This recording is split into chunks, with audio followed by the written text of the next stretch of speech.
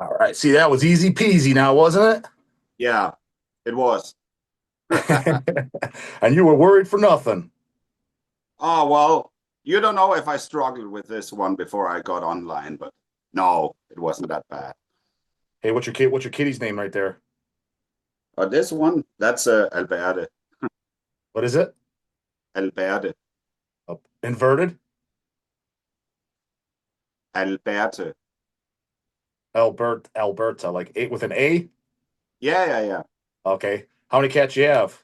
Well, there's eight of them, so who Yeah, you got knows if us. I might show up. Yes, we got five cats.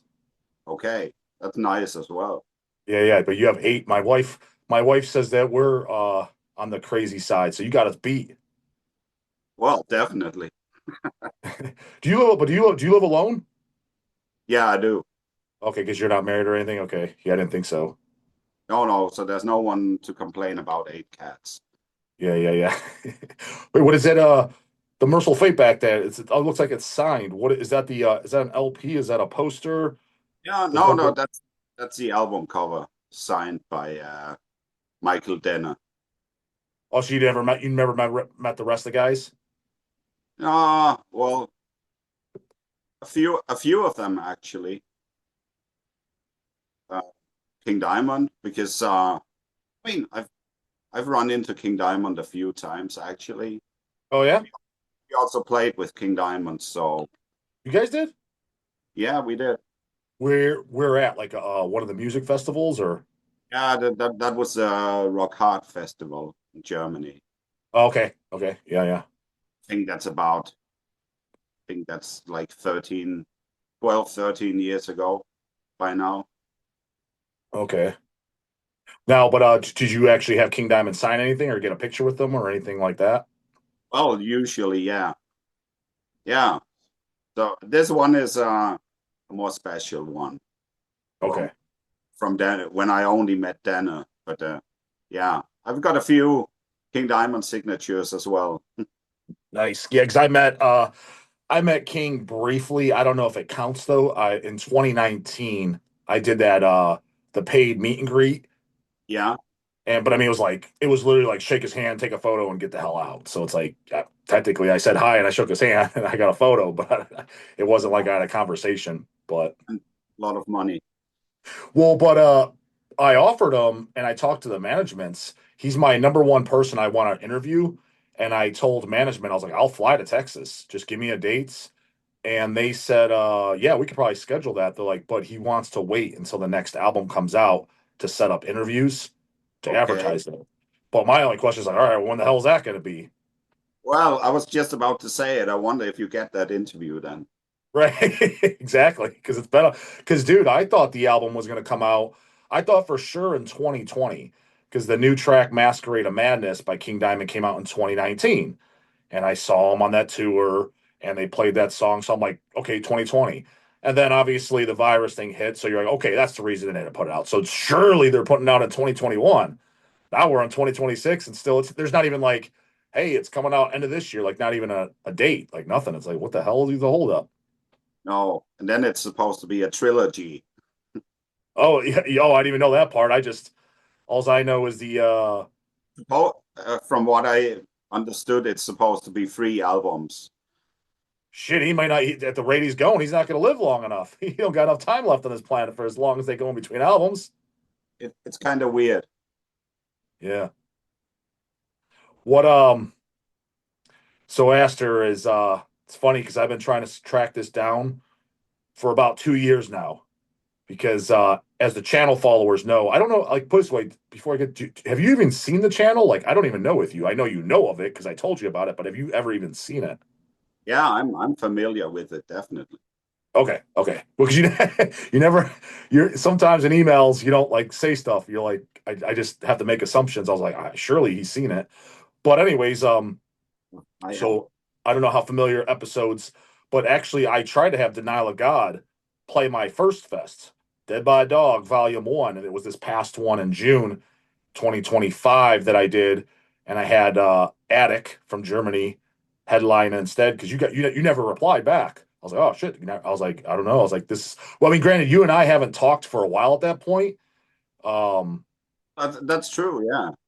but yeah, I just never got a reply back. I'm like, all right, well, let me, because I had a handful of bands that I wanted to bring, who I wanted to bring for over here was bands that I'm a huge fan of that have either I've never seen or that never come over here. So the first band that came to my mind was Denial of God, and then no reply. I was all right, and then Attic is probably my favorite. Oh, well, I don't even say probably. I would say Attic from Germany is definitely my favorite band from the 2000s. Of all bands that started from the year 2000 up, I would have to say Attic is without a doubt my favorite band. Well, I think that's a way to go for you anyway. I mean, take the stuff that you really want, you know. Yeah, And yeah, but here I am, and the show is on. yeah, but it's funny because when the Attic guys came over here, obviously we hang out, we talk, we went out to dinner a few nights. They hung out at the Hell's Warehouse for the meet and greet, which I'll talk to you about for Denial of God. But I didn't realize that you guys were friends. He's like, oh yeah, yeah, he's like, we've played with them a couple times, and they're friends of ours, and Yeah, we have. I don't remember exactly where anymore, but yeah, we have. yeah, yeah. Well, how they because this is I guess that'll segue into like one of the main questions. Me bringing you over here to the USA, it's your first time ever in the USA, so kind of a two-part question. Like, why have you guys never been to the States in what 34 years of the band's existence? And what other countries are you missing? Like the big ones, Australia, Japan, places like that. Have you gone to any of those? Or just USA only you're missing? I'm not even sure. Well, the US thing really comes back to no one asking us, really. You've never been asked in all these years? Well, it's funny because actually, some weeks ago, when I was picking out all those flyers for the visa and all the stuff, Yeah. there was, I did find an old flyer talking about a US tour, but obviously that was someone, planning something and then doing absolutely nothing in the end. Okay. Yeah, because I did find a flyer saying Denial of God, Satanas, and Impaler. Well, technically, actually, Hell's Headbangers, which obviously is my company, but I wasn't running the show for our fest, the Hell's Headbangers Fest. It used to be called Hell's Head Bash.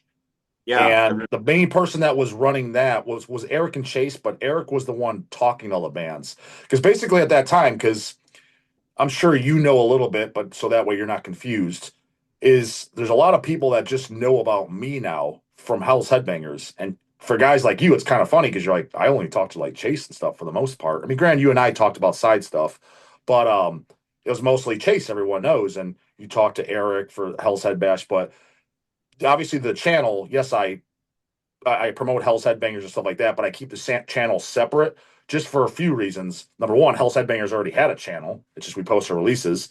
Number two, I wanted to keep it open so I could talk about other topics, just anything like a personal social media. And that way, when people piss and whine and complain, I'm like, look, dude, it's not a Hell's Headbangers channel. It's my channel. So I'll talk about different stuff. So kind of as in a sense, an excuse. But so the Dead by Dog, I set that up. That's like my own fest that I start with the channel, which obviously represents Hell's Headbangers and benefits. But when we were doing Hell's Head Bash, that was strictly under Hell's Headbangers, and I forgot all about it. Because Eric told me, I think when I was talking about you to doing this, he's like, "Oh, well, we asked Denial of God to play one of the years." I was like, "Oh, really?" I was like, "How did that fall through?" And I forget what he told me. Do you remember why it didn't go through? I have no fucking clue. No, I Okay. really couldn't say. He's like what I do remember is like, I remember Azter was asking if they could bring stage props, and he's like I just remember discussing that, but I don't remember if he had an answer of why you guys couldn't make it. I don't know if it was a visa thing or not. I don't remember, but I it's just really, funny because that's in the background, and it's like I was like I kind of like I guess I kind of remember that, but I don't like technically we tried to get you to come here and whatever year it would have been 2015 or 16 because we did two of them. yeah, but now is the time.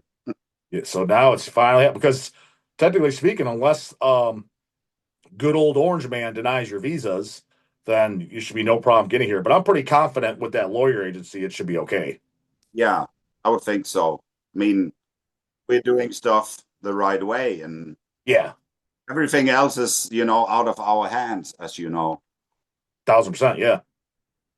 Yeah, because actually a question I got, it was on an order, it's in a stack. I'll probably still answer it in case he doesn't see this, but I'd imagine he's going to watch this. I forget who it is, but I'm sure he wants his name shouted out anyways.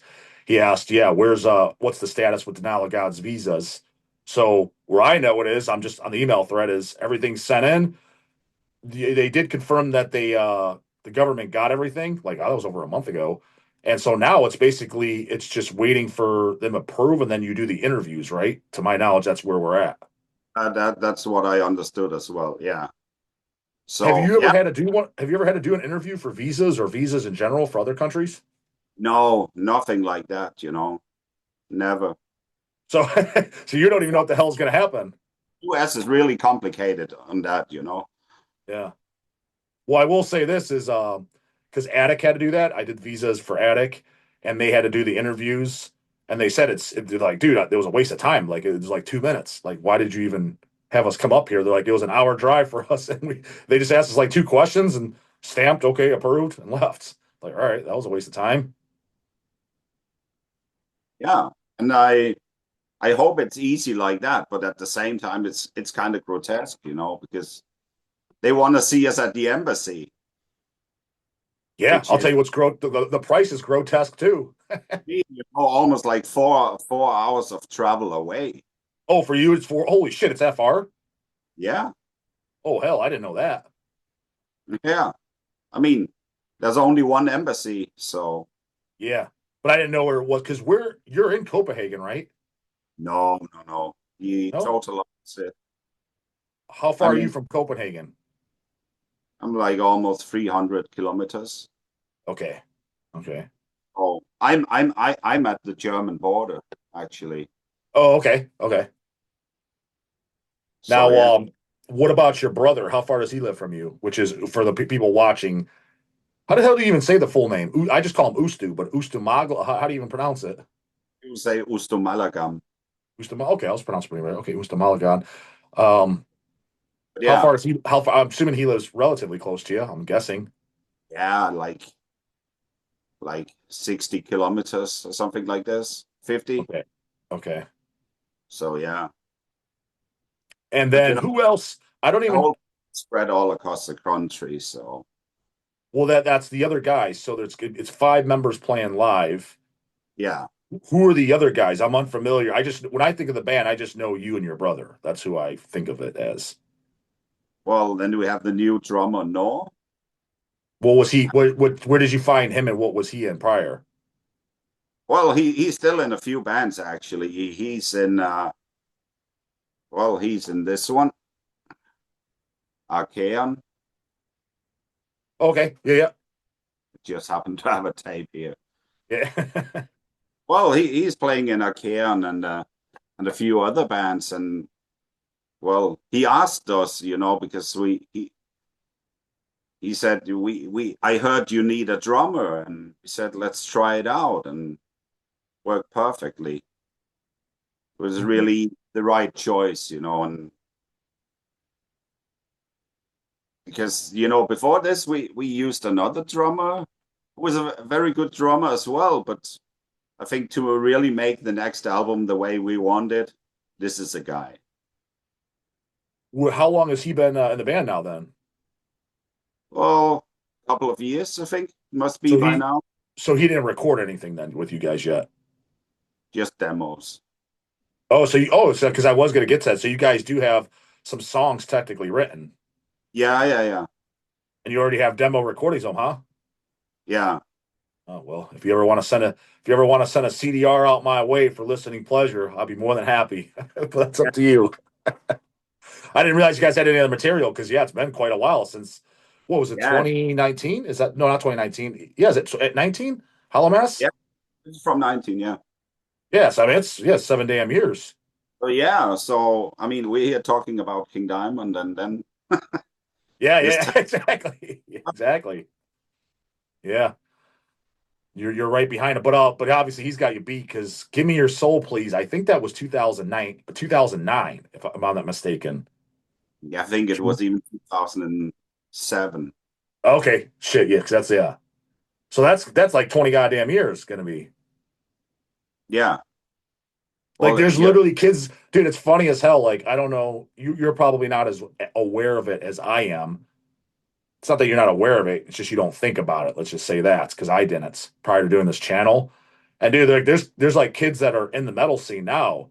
And when you put it in perspective, 20 years ago, they weren't even alive when that album came out. And it's like, what the fuck? yeah.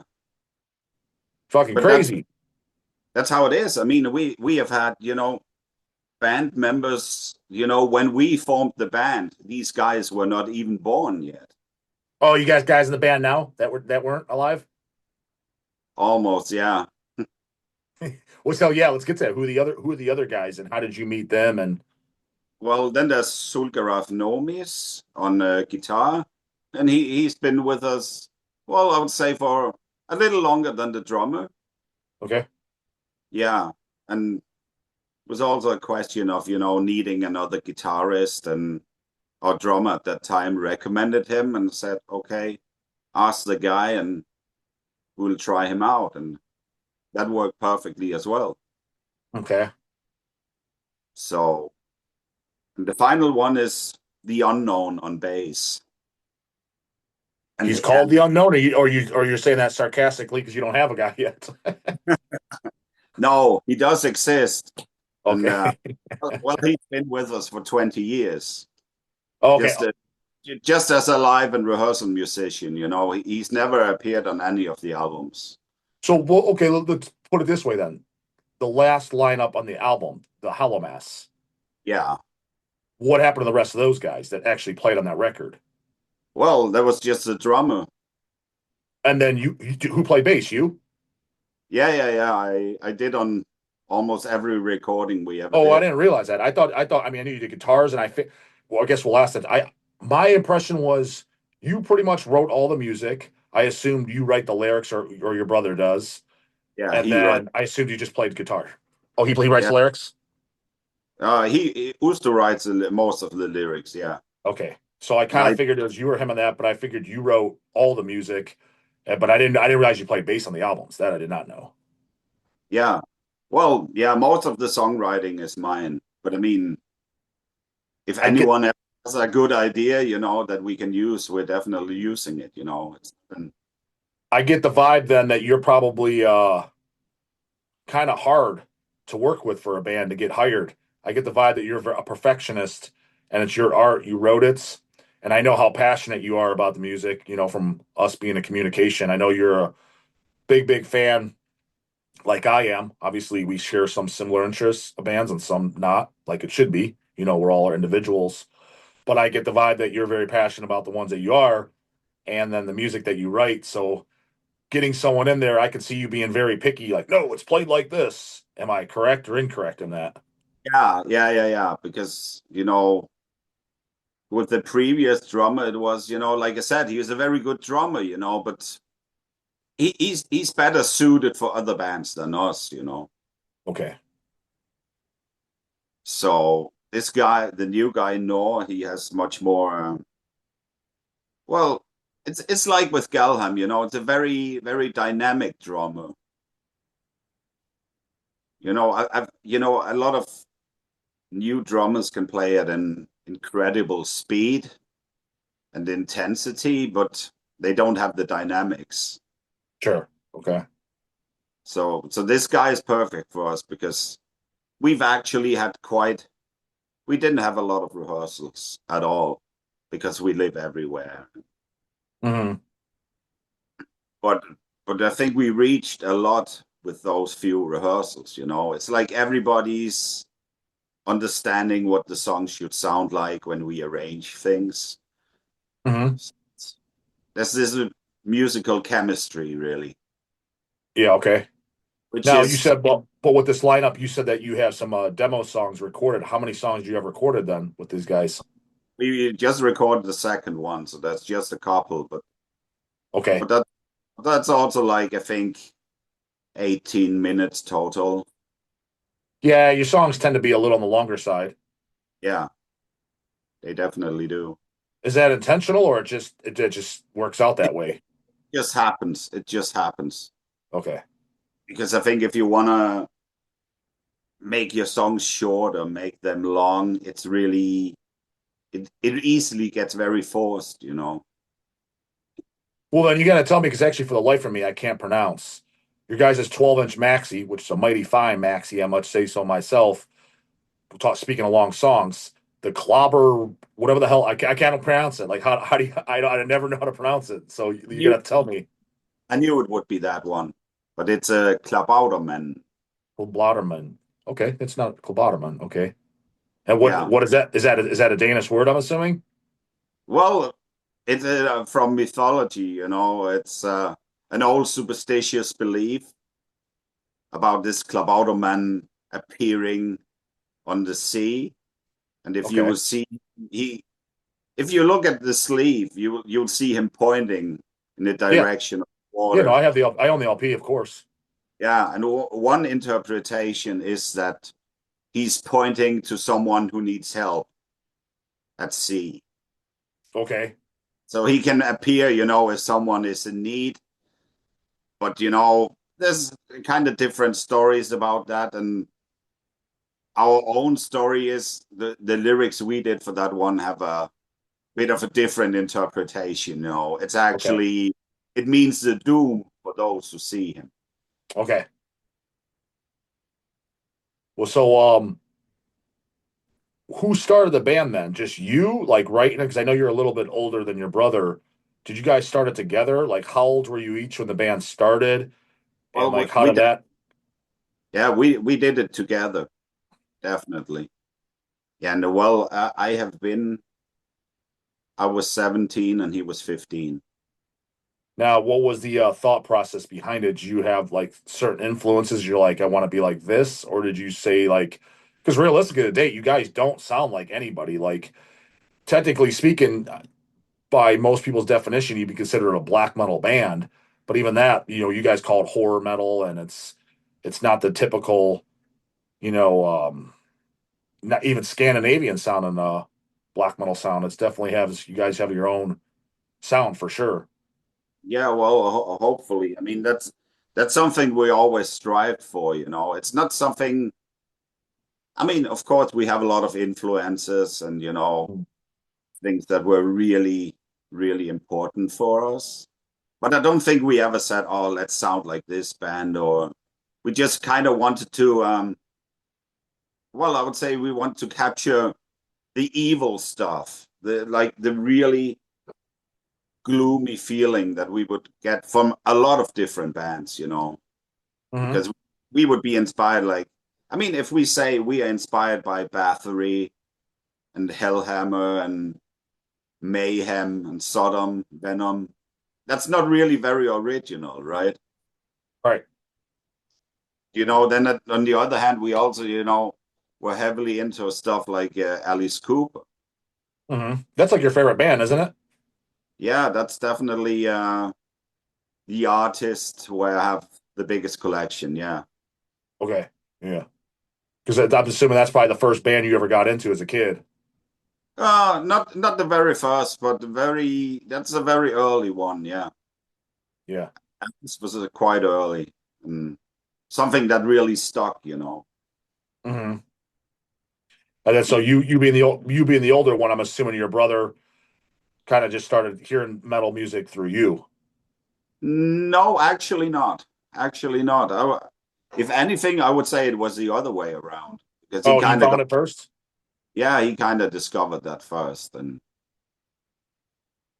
I kind of needed my time, I think, because I mean, when I first heard some metal, I didn't really like it. I wasn't Mm-hmm. into Iron Maiden, but I don't Mm-hmm. know. Something happened when I heard Venom. Even if that's kind of strange because it was way more extreme. Yeah.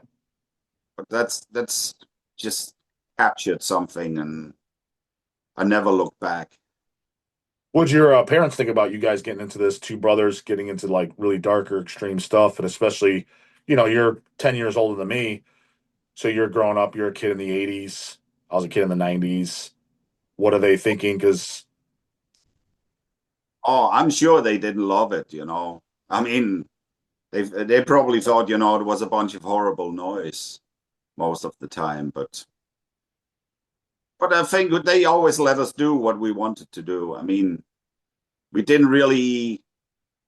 I mean, we didn't do the band to rebel against parents because that really wasn't necessary, you know. Hmm. So they, I would say they were always quite supportive in the end.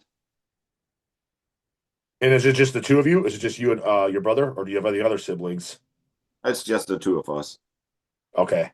Okay. Now, which one of you guys, which I think in all of metal music, you guys have one of the best band names. I like names that are very direct and could be offensive to the outside normals to Christianity. So, bands like Denial of God, Nunslaughter, Morbid Angel, Deicide, if you know what the name means. I like band names like that. And Denial of God being very, very straightforward, like a fucking 5-year-old can understand what it means. Very good Yeah. name, very good logo. Who came up with the name and logo? Well, that's from Usto. That's Okay. his intention. Yeah. Yeah, because we wanted something that was really. I mean, you got to think back. It's also you were like 15, 17. You like to do something that's somehow offensive and in your Yeah. face. Yeah. Hmm. So yeah, I know at the first the idea was to maybe call the band Death to God, Okay. but somehow we decided against that, and Denial of God it was. I wonder if ever since the Mental Metal Archives click away, if anyone end up using the name Death to God then in the metal scene. I think I've seen it actually. Okay. Yeah, it'd be kind of surprising if they haven't. Yeah. Um, what was your where I want to go next is I've talked about them on the channel because obviously we've you released them too. You haven't been in very many other bands, but you helped out Victimizer, who I was a big fan of, the thrash band for a while. But you didn't start in there. How did that end up like you coming in like midway through? Well, that was basically, I was a very good friends with the vocalist. Yeah, it's Jens. And I was releasing their first 7-inch. And then the lineup started falling apart. The usual stuff with people suddenly having different interests. Yeah. And I don't know exactly what happened, but then yeah, I was either asked or I asked. I don't know. But we agreed on me joining, and yeah, that was it for a while. You do a bunch of shows with them then? Yeah, a few, Okay. very few. Are you still in contact with Jens? Yeah, yeah, Yeah, yeah. because I've given a shout out on the channel. I wanted to do a Zoom with him too, just because what I like doing the YouTube channel is I like doing these videos to where it brings metal bands and members that no one's ever seen talk. Yeah. Like because you've never been on YouTube, right? Correct me if I'm wrong, but I'm pretty sure that's safe to say. No, Right. nothing is no. And I've done a bunch now of guys who never have, and I like that as opposed. I mean, when somebody gets, don't me wrong, again, like I said, my number one is I'd like to get King Diamond, but at the same time, it's like, all right, well, you've seen King Diamond do an interview, like how much different stuff are you going to actually ask that he hasn't been asked? I like bringing stuff to the table that you've never seen, no one's ever seen them speak. You know. Yeah. Well, I'm sure you could do that with King Diamond. You could probably come up with something. Well, I got the one actually. I mean, you could clarify it or not. You told me once years ago, I've told the story on my channel, that my number one question I was going to ask him, now that I say it, some dipshit who's heard King Diamond last year is going to ask him, who has no business even doing an interview because that's the way it goes, is when you were at Michael Denner's store, supposedly Michael Denner told you that when they recorded Nuns Have No Fun, that they recorded a fifth song and it was never released, and they never released it because it was too poppy. You Yeah. told me that in email like uh, I don't know, not 20, maybe not quite 20 years ago, but probably close to that. And Yeah. I was gonna ask that's what I was gonna ask King Diamond interview. Like, is it that's true? Like, isn't that am I quoting you wrong? No, that's what I was told, and so that you can quote me for. So to this day, you don't know what the name of the song was or nothing, or No, I don't know. so because like how far is Michael Denner's shop from you? Well, that's in Copenhagen as well. Oh, okay. So it's not like you're going there, once or twice a month or anything. Oh no, no, no, that's a very rare thing. Okay. Well, you've been there more than once. I have, yeah. Yeah. How is Denner? Just an older hippie guy or Nah, Dana is a cool guy. He's very down to earth and he likes to talk. So yeah, yeah, what can because I say? I always have a good impression of him. yeah. But like, is he somebody like if you walked in the store, would he remember you? Or Well, that's something you would have to ask him, but okay, yeah. well, I think he does recognize me now. And do you think he's ever listened to Dial God? Like, I mean, I doubt he's I playing don't his card. I don't think so. You don't think he's ever heard it? I very much doubt it Okay, because I didn't know. because he's not into more I mean the more extreme bands, if you will. No, I figured that, but I just didn't know because since you met him a couple times, you're both Danish, and the fact that he does a record store, that if records came through, that maybe he would just throw it on like, oh, other Danes, like just for that reason. But yeah, I didn't think for the musical genre that he would check it out on his own. But for the other reasons, I thought maybe there's a possibility that he heard it. I don't know. I've never asked him really. Okay. It was What is it was always about Merciful Fate. you've obviously have to know about? Do you know what the story is? There's that I mean, it's kind of famous. It's got to be your biggest claim to fame as far as fame wise for the band. There's that photo of that wrestler, I think Sting or one of those guys from WCW. He's wearing the Denial of God logo shirt in a big commercial wrestling photo. Yeah, yeah. Vampiro. Vampiro was the guy. Oh, okay. I didn't know who it was, but when I first saw that, I'm like, holy shit! Like that guy Yeah. knows who Denial of God is. Holy fuck! Well, I I still wonder how he got that shirt and what the story is behind that because I was very surprised when I saw that as well. Oh, okay, so you never heard through the grapevine how then, or No, I don't. We just came across the picture somehow. yeah, But that's how it's I did. You probably came across it around the same time I did because I saw that about 20 years ago. yeah, it's a I it's a think long ago, and well, I still wonder where that shirt came from because at least I've never seen another copy of that particular shirt. oh shit, okay. It's definitely a bootleg because one thing I do remember about it is the design, the effects that were used on the logo. That used to be the opening logo on our website Oh, like okay. years ago. So someone stole it from there, made a shirt. Yeah. Uh-huh. So what did your brother say about that? Obviously he saw it too. Did he think that's cool or Yeah, I mean that's something we could approve of. right. What is speaking of your brother and the other guys, like what do they think what's their whole take about coming to the US now for the first time to play my show? Like they excited, they skeptical, they worried visas are not gonna be approved. Like Oh what are their yeah, what's their thoughts? I mean yeah. Honestly, everyone is kind of worried that for whatever reason, we might be turned down Mhm. because I don't The know. only thing I could say is remember ask because as long as you guys have no criminal backgrounds at all, you never arrested. Yeah, exactly. So that's all in the clean.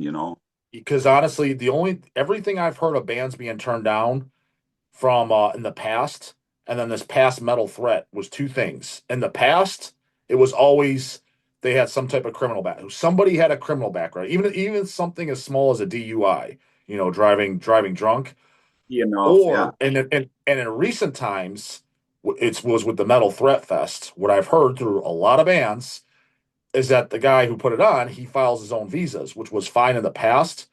But now with Trump in office, he's changed a lot of the rules for the visas to be filed. So there's a lot of different paperwork that he did not know about because it was the first year filing visas under these new rules. So some of the stuff was left out, hence the visas were turned down. And I've had about 4 bands tell me that.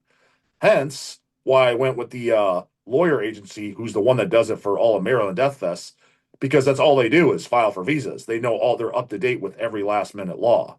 Yeah, exactly. And I think, that's why it was a good idea to go that route, like to use some Yeah, professionals for it, thousand because it percent. Yeah, seems to be incredibly complicated, and well, it's not a secret, when you have a system that's set up like that, it doesn't really make you feel welcome. yeah. I mean, it's yeah. I mean, they're making a pain in the ass to get here for sure. Because like myself, if I wanted to fly to Denmark, I don't need a visa, do I? I could just come right on in. Exactly.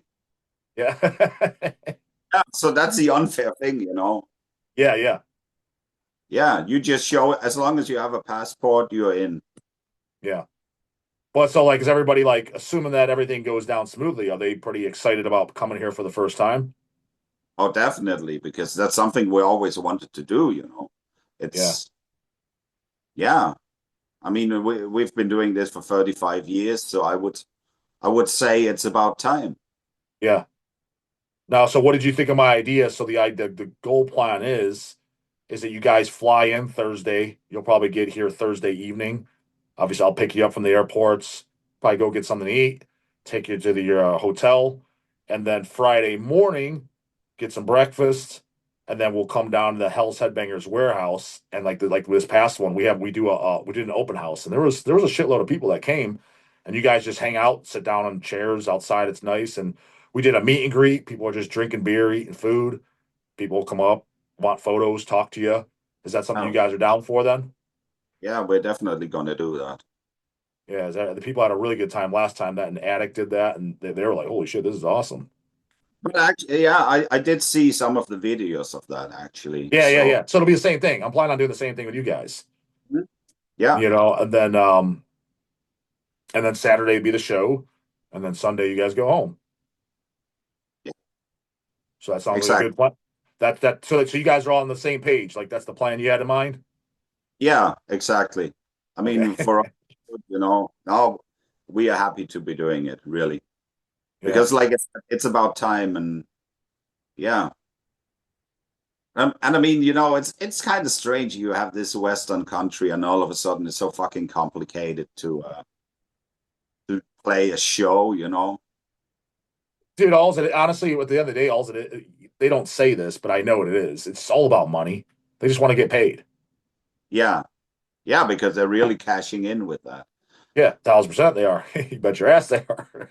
Yeah, And dude, yeah, like, so for example, like what it comes down to, which obviously I'll do. I mean, I think you're attached. I forget what the Shelley or whatever, the lawyer, what she said. Basically, if we don't get a response for the visas, she said date, maybe she said June, but they don't wait any longer, then you could get an immediate response. They call it the prioritize, but it's another yeah, fucking 2 grand I gotta pay. But it's like, yeah. but That's then fucking but and then they guarantee you a response within 14 days. So it's like obviously I'll do it, but it's like, geez, that's just a way to make more money. It's like obviously you can get to it if you're guaranteed response then, but they just want to squeeze a couple more grand out of you. yeah. It's all just about money, man. Yeah, 1,000%. Yeah, and So I mean, hopefully don't come to that. Hopefully they give us an answer way before that. But worst case scenario, yeah, if we don't hear back and it's like June, and I'll tell absolutely because what I did find out is I did learn that from Paul Dunsky who did Metal Threat, and that's what I did with Attic, and it was true. I was always under the impression for plane tickets, the farther out you buy them, the cheaper they are. That's not true at all. It's like there's a sweet spot. it's between 2 and 3 months is the best prices. Okay, good to know. Yeah, I didn't, and even with personal tickets and looking, I was like, I'll be goddamn. He's right because I was looking at it because when I wanted to buy addicts, I wanted to buy them like 6, 7 months out. They were like 12, $1,300 a piece. And then I bought them like 2.5 months out. They were $800. That's quite a difference. Right. That's what I mean. I would have thought Yeah. it been opposite. I thought if you bought them way in advance, like it'd be cheaper. He's like, no. He's like, if you buy them too far out or if you buy them too close, they're more expensive. He's like, the sweet spot is 2 to 3 months. Well, that's interesting to hear because, I wasn't aware of that, you know. I'm Yeah. I'm so lucky I usually don't have to buy my own plane tickets. Well, but to be honest with you, what I was hoping you guys would do is I'll look them up, the money, and send it to you. And if you guys can book your own flights, that'd be great because I don't know because they're gonna want all your info, like your names, your passport numbers. You know what I mean? Like, is that something you guys are capable of doing? Well, I would think so. Okay, because that's what I did with Attic. I just said, "Hey, dude, here's the money." I think I sent him 5 grand. Yeah, I PayPal them as a gift. I don't think I had to do as a gift because of the balance. I PayPal them the 5 grand. I was like, if there's anything after tax, let me know and I'll send you the balance. I'll just buy the just book the damn things. I was like, I looked them up. I was like, book it with this flight. I was like, these are the best flights, and they did. And I don't even think that I think I was a little extra over the money. Like I didn't even have to send them anymore. But I was like, for me to book it, I was like, that's a pain in the ass. I was like, I need all your guys' info and your numbers, and then they want to know other shit. I'm like, I don't fucking know. I was like, it's for 5 guys. Yeah, exactly. Oh, buying plane tickets is always a pain. The Definitely. hotels be no problem. I'll book the hotels over here because obviously it's in my own country. That I had no problem booking. You know what I mean? Yeah. But the Yeah, plane tickets, I was like, yeah, obviously I'm paying for them. That's not a question. But I was like, booking them, I was like, that's a little tricky when you're doing it for someone else. of course. Of course. I totally get that. Yeah, yeah. But you've had to book your own plane ticket before. You're Well, I think it's happened, not, but I think it's been a very long time actually. okay. So So, who handles all the band stuff then? Like with it seemed like it's you then. You basically quote unquote the manager of the band. no, no, no, I wouldn't. I used to do more, I would say. I mean, nowadays it's kind of Usto has been doing a lot of it. Really? Because even all the times like with Hell's Headbangers working with Denial of God, I mean, you were always talking to Chase, but I'm almost positive Chase was always setting the stuff up through you. Yeah, that he was. That was kind of my responsibility. Yeah, so And that's why. And then obviously for this, I contacted you. Granted, I didn't have your brother's email, so that's why I contacted you. So I just assumed you took care of all the stuff. no, no, no. It's always been the both of us. Okay. Okay. Now, when did you I guess I'm assuming you officially stopped. Maybe you have leftover stock. You were doing horror records for a while, your own record label. Yeah, When did you stop doing that and why? that was 2017.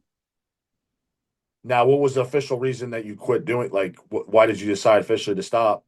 Well, it was actually, things were not really moving forward the way I wanted them to, really. Mm-hmm. There's no like huge story to it, but it was getting increasingly hard to like pay bills on time. Mm-hmm.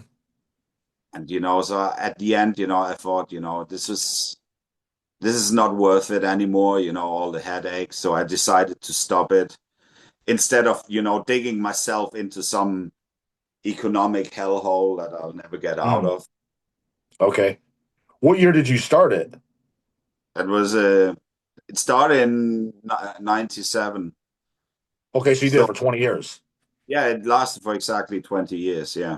What was your first release? That was fighting. Okay.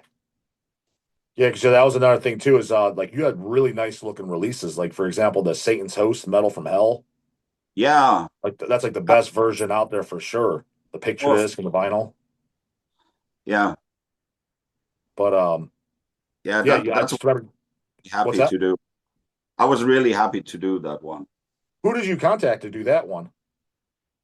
That was Patrick from the band, Satan Patrick Evil. Okay. Okay. And Yeah. that was all very strange, really. Yeah. I was supposed to. I said, I told the guy I will do this album, and all you really need to send me a master and maybe some the cover, the Mhm.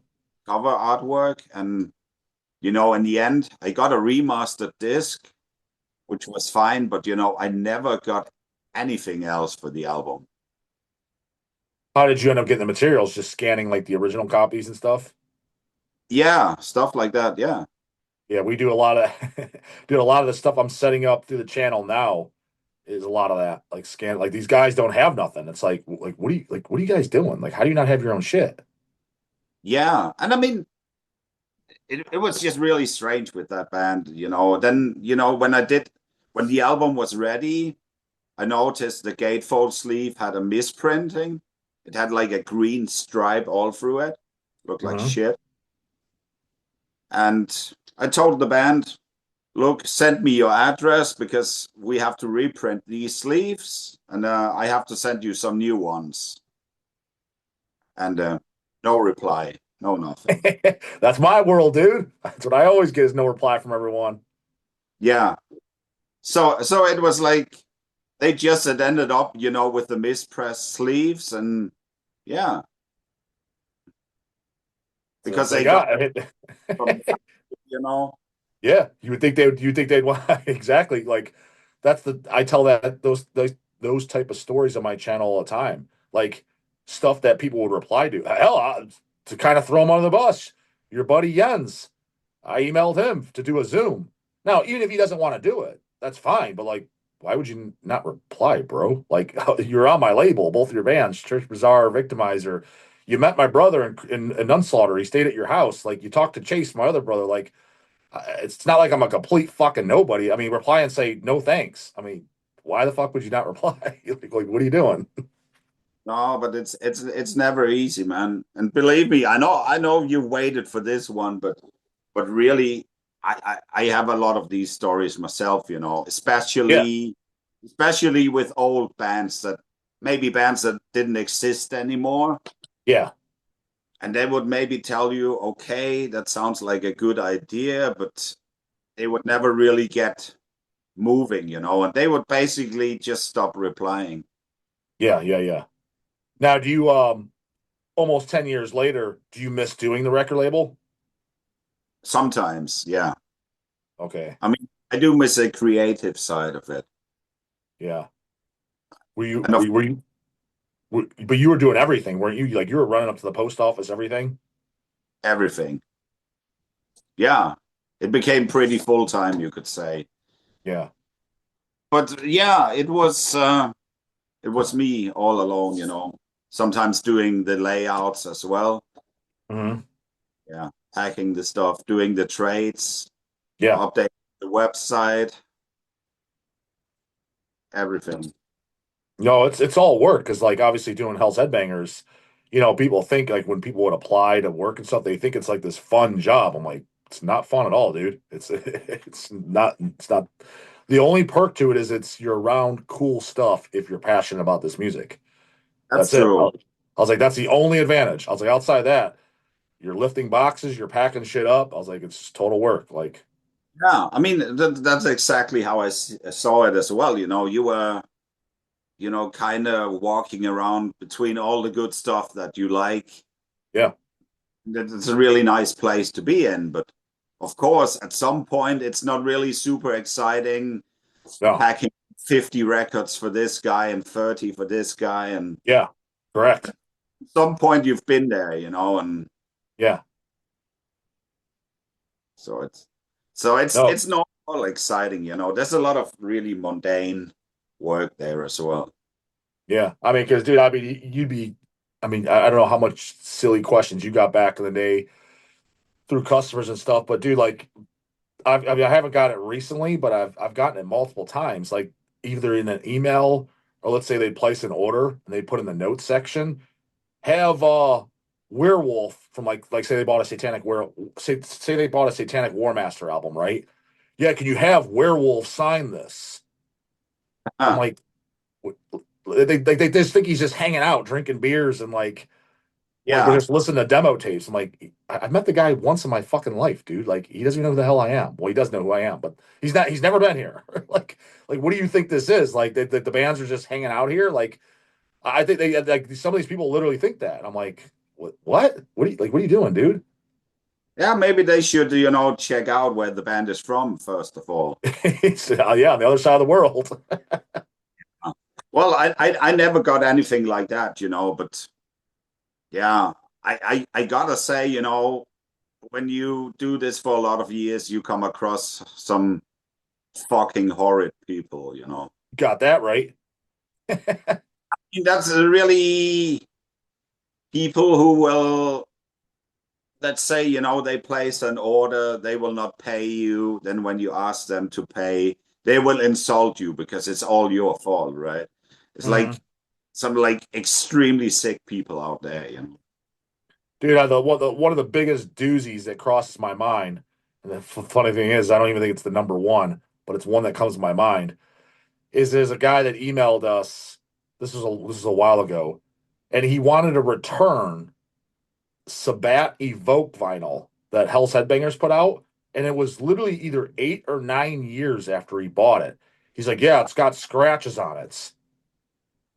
It's like, dude, Ser- you bought the thing fucking 9 years ago. Like, why would you even think to send a message like that? wow. Yeah, That's fucking insane. yeah. Here's the thing. Like I said, I don't even think that's the stupidest one. I think there was even dumber. Yeah, I mean that's pretty bad. Right. He's been eating pizzas often and playing frisbee with it for 9 years. He's it's wore out. Let me send it back. Expects a full return. Full return, full refund. Yeah, fuck. Nah, You but put out that's it was you that put out speaking of horror records because it's like fantastic demo and I like to talk about it as often as I can because the kids of today they literally don't even know who it is. Both bands we were talking about Church Bazaar and Victimizer, but you put out the Church Bazaar demo on 7 inch, right? yeah, That was your like yeah. Because yeah. obviously I have because we put out the first seven, the Evoked or Not, Evil Will Come Studio 7 inch. We put Hell's Headbangers put that out, but yeah, the demo I was pretty sure that it was Horror Records that put that out because that demo is fan fucking tastic. I must say so. Yeah, and I think those two 7 inches came out like within a month or something. Yeah, and then they do the and then the Victimizer Communist Crusher. That's 7 inches of maze balls too. Bone Break and Armageddon Metal, dude. That's one of the greatest thrash songs ever written in my book. Yeah, it was a good one. Yeah, Yeah, very good even one. even from before my time in the band.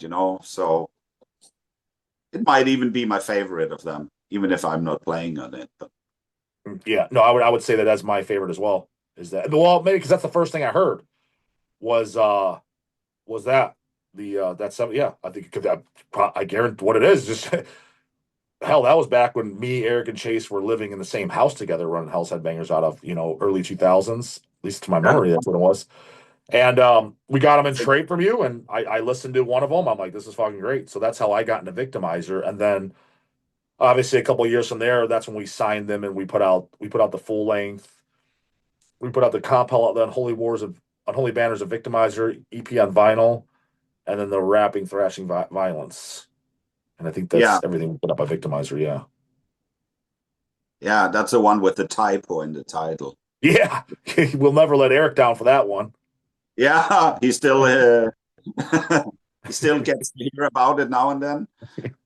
If I remember to, well, I'm sure Chase would too. God damn it.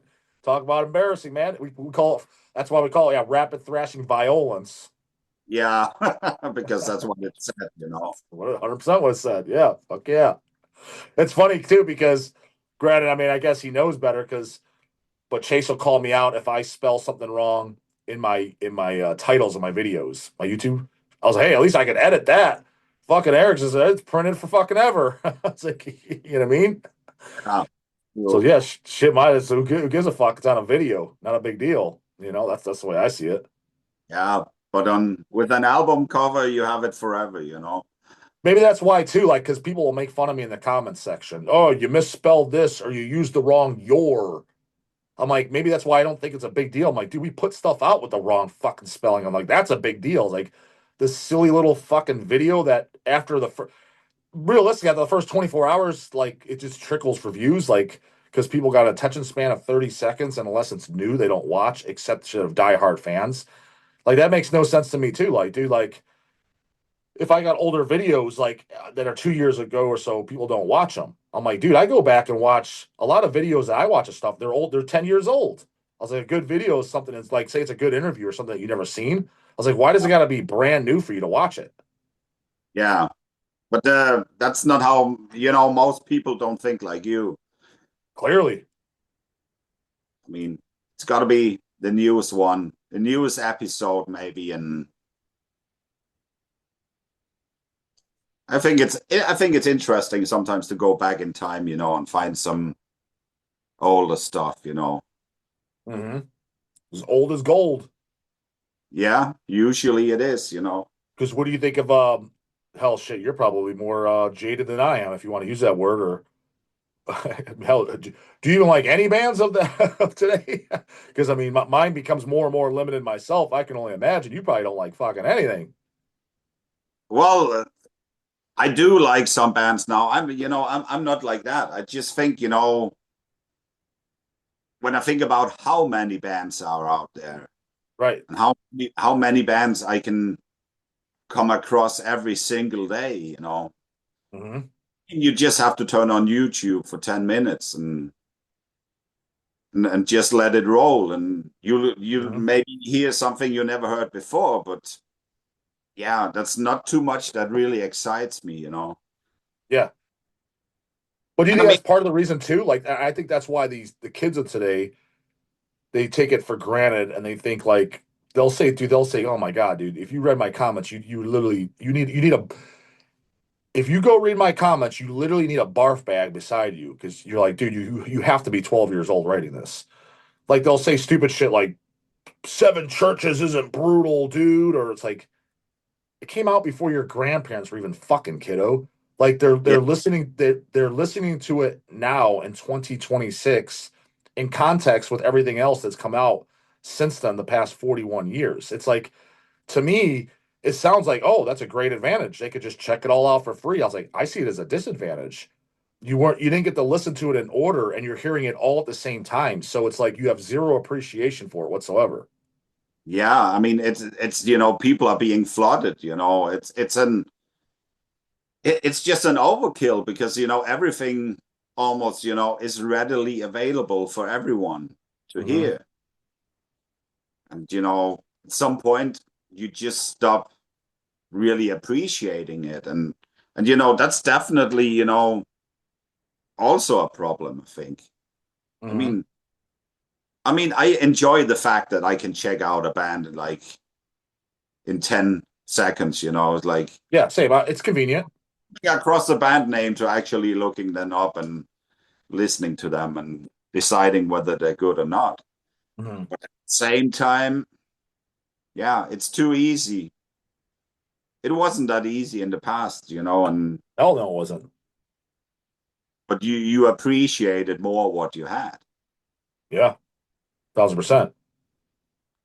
And I think that's what everyone's probably going to tell you, you know, who's, you know, let's say a bit older. Yeah, that because I've had this conversation with multiple guys on the channel. It's pretty much they all agree. Yeah, Yeah, it's just the way it is, you know. But yeah, there are bands that I like, but they're few and far between. Let's put it that yeah. way, you know. Same. And to be fair though, to not be complete negative Nancy, is most stuff that I hear, like if somebody's like, "Hey, check out my band," I was like, "It's not bad." I was like, "It's fine." I was like, "But it just," I was like, "It's kind of like I've heard this before." It's just like kind of blurs together. You've heard it before and you've heard it better, most Yeah, likely. yeah, yeah, yeah. But That's usually, to be polite and be nice, I was like, "There's not too much stuff to where I was like, this is terrible. Shut it off." Granted, you get that. So I was like, "But most of it is like, yeah, it's not bad." But I was like, "It's not something I would go out and buy." No, exactly. There's a long way from thinking at least for me, from thinking something is somehow acceptable, but for me to buy the album, it definitely takes more. To my knowledge, too. Granted, you and I have talked about Mercyful Fate and King Diamond, Three Metal, shit like that, but you and I don't think we've ever talked about the Misfits, which is weird because, to my knowledge, you're a really big Misfits fan, as I am. Yeah, I am. Now, what is your do you have a cutoff with them, or did you like everything? Were you a Glenn Danzig guy only? Were you what's your? I guess I've actually never even asked you, which is kind of weird. I'm kind of surprised I haven't. Well, I mean, the first thing I heard was Danzig, Yeah. when Danzig Okay. really was a thing. And but then I discovered Misfits, which I loved way more. Yeah. Same. I mean, I heard Misfits first, but Danzig, I'm not a huge fan of the Danzig solo. I like the first album, and then after that, yeah, that's so much. But the Misfits, I liked everything. Yeah. And then there's Samhain, of course, which The first album um again, that's good. The Initium, I like that. yeah, oh definitely. I mean, Samhain was a strange band for me because I've known them for a very long time, and I had some of the records. I had a couple of bootlegs, and Yeah. I'm thinking, okay, this is good stuff. But like, I don't know, just someday it happened that it kind of really opened up to me, and I finally understood how fucking good it is. Mhm. It's So you different. got you did you but so you got it sounds like you got into Misfits a little late, which I definitely got them late. I was like in my 20s.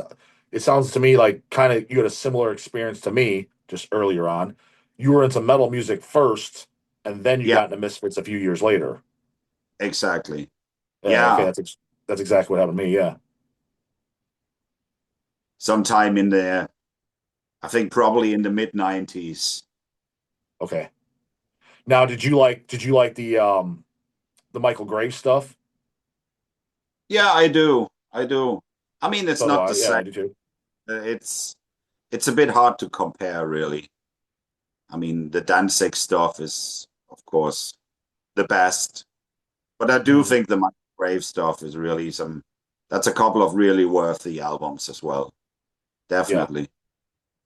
Did you like that Project 1950 album then that Jerry sings on? No. Okay, so that's basically the first thing. That's basically your cutoff then. Yeah, that wasn't interesting to me anymore, and I didn't I didn't enjoy his vocals. Okay, okay. Do you like that?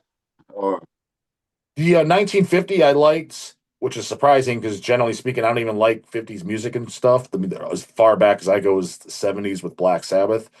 But I actually did like that. And then after that, not so much. That Devil's Rain, there was a few songs I liked. I liked the two songs that made the 12-inch maxi, both Land of the Dead and Twilight of the Dead. There was a 12-inch maxi that was just those two songs that came out before the album. I do like those songs. And then there's one other song on there called Father. I like that song. The rest of the album, it's kind of a tough listen. well, you probably know all that a lot better than And then I after do that, I don't think I heard. because by then I had Yeah, and kind then of there's a bunch. it's Yeah, you that's kind of just signed out. Yeah, I was discussing this with a friend recently, but sometimes I listen. It always used to be the way that I would listen to a band, and if they would release an album I didn't like, it would be very easy for me to just stop following them, dude, it's so because funny. I've literally had this conversation myself. I've always done that.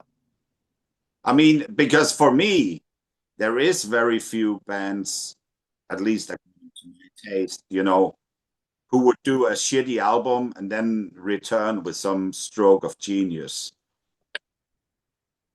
Yeah, It's no, I like agree. mostly it's like when the quality is gone, it's gone for good. It's funny because exactly you're speaking my language, and maybe that's why we've gotten along an email all the years, similar mindset on a lot of things because when I started this channel, because I've only been doing it it'll be 5 years in December. So a lot of things like I didn't realize like the opinions and thoughts of some other metalheads today. Like I thought it was very similar to what I had on a lot of things, just like what you said. Like people would ask me, like, "Hey, dude, what did you think of the new Exodus or the new Metallica or the new Slayer?" I'm like, "The fuck, man!" I mean, like, why would I even listen to it? I was like, because just like you said, I was like, Exodus. The last thing I liked was Bonded by Blood. I didn't listen Yeah, to anything after it. I that's just quite a figured it all sucked. yeah. I mean, at some point, it's just not for me. It's not worth like even trying anymore. I mean, if I why am I supposed to force myself to like something because some band did a great album 40 years ago? Mhm. If the new one is shit, it's shit. I'm curious with you is I'm assuming I'm pretty certain. Granted, I don't know this. We never talked about it. That you have a cutoff with Nunslaughter because I know you were a big Nunslaughter fan for sure. It's funny bands like Church Bazaar and stuff. You know who you released? They covered Nunslaughter. The name Church Bazaar comes from Nunslaughter.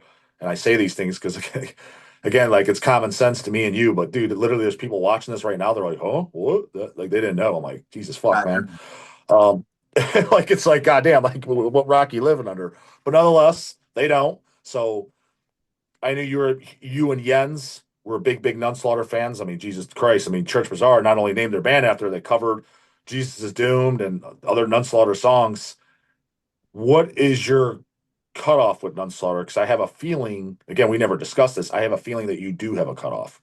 Maybe I'm wrong, but I assume that you Well, yeah. I mean, have the I couldn't really tell you, to be impression that you honest, because, and do. I wouldn't say there's like a cutoff the way there is with a lot of other bands. You frozen there? Or are you thinking? Well, can you hear me? So I'm curious what you have to say. Yeah. I don't know if you heard anything. No, I didn't. You said you had a you don't have a cutoff like you do with other bands. That's all I Yeah, heard. But exactly. I think it was more at some point, there was a 7-inch coming out every week. And at some point, it just gets too much. yeah. Okay, well, by the way I put it, yeah, so basically you're probably in the same camp as me. You don't think anything sucks. It's all pretty good. It's all good. What's the last thing you own then? Physical format. Like that you could think of off the top of your head. Is it Angelic Dread or like do you own Angelic Dread, the LP? I don't think I do. I mean, I have gold, and I have, You have Hex? and I still have a lot of those. Yeah, Hex, of course. Yeah. Okay, that's the third one. Yeah, that's probably the newest album. Okay, so then you probably own just a few 7 inches after. You probably own up till the era that my brother Craig was in, who was in Crucified Mortals as well. You've actually met him. I don't know if you remember that or not.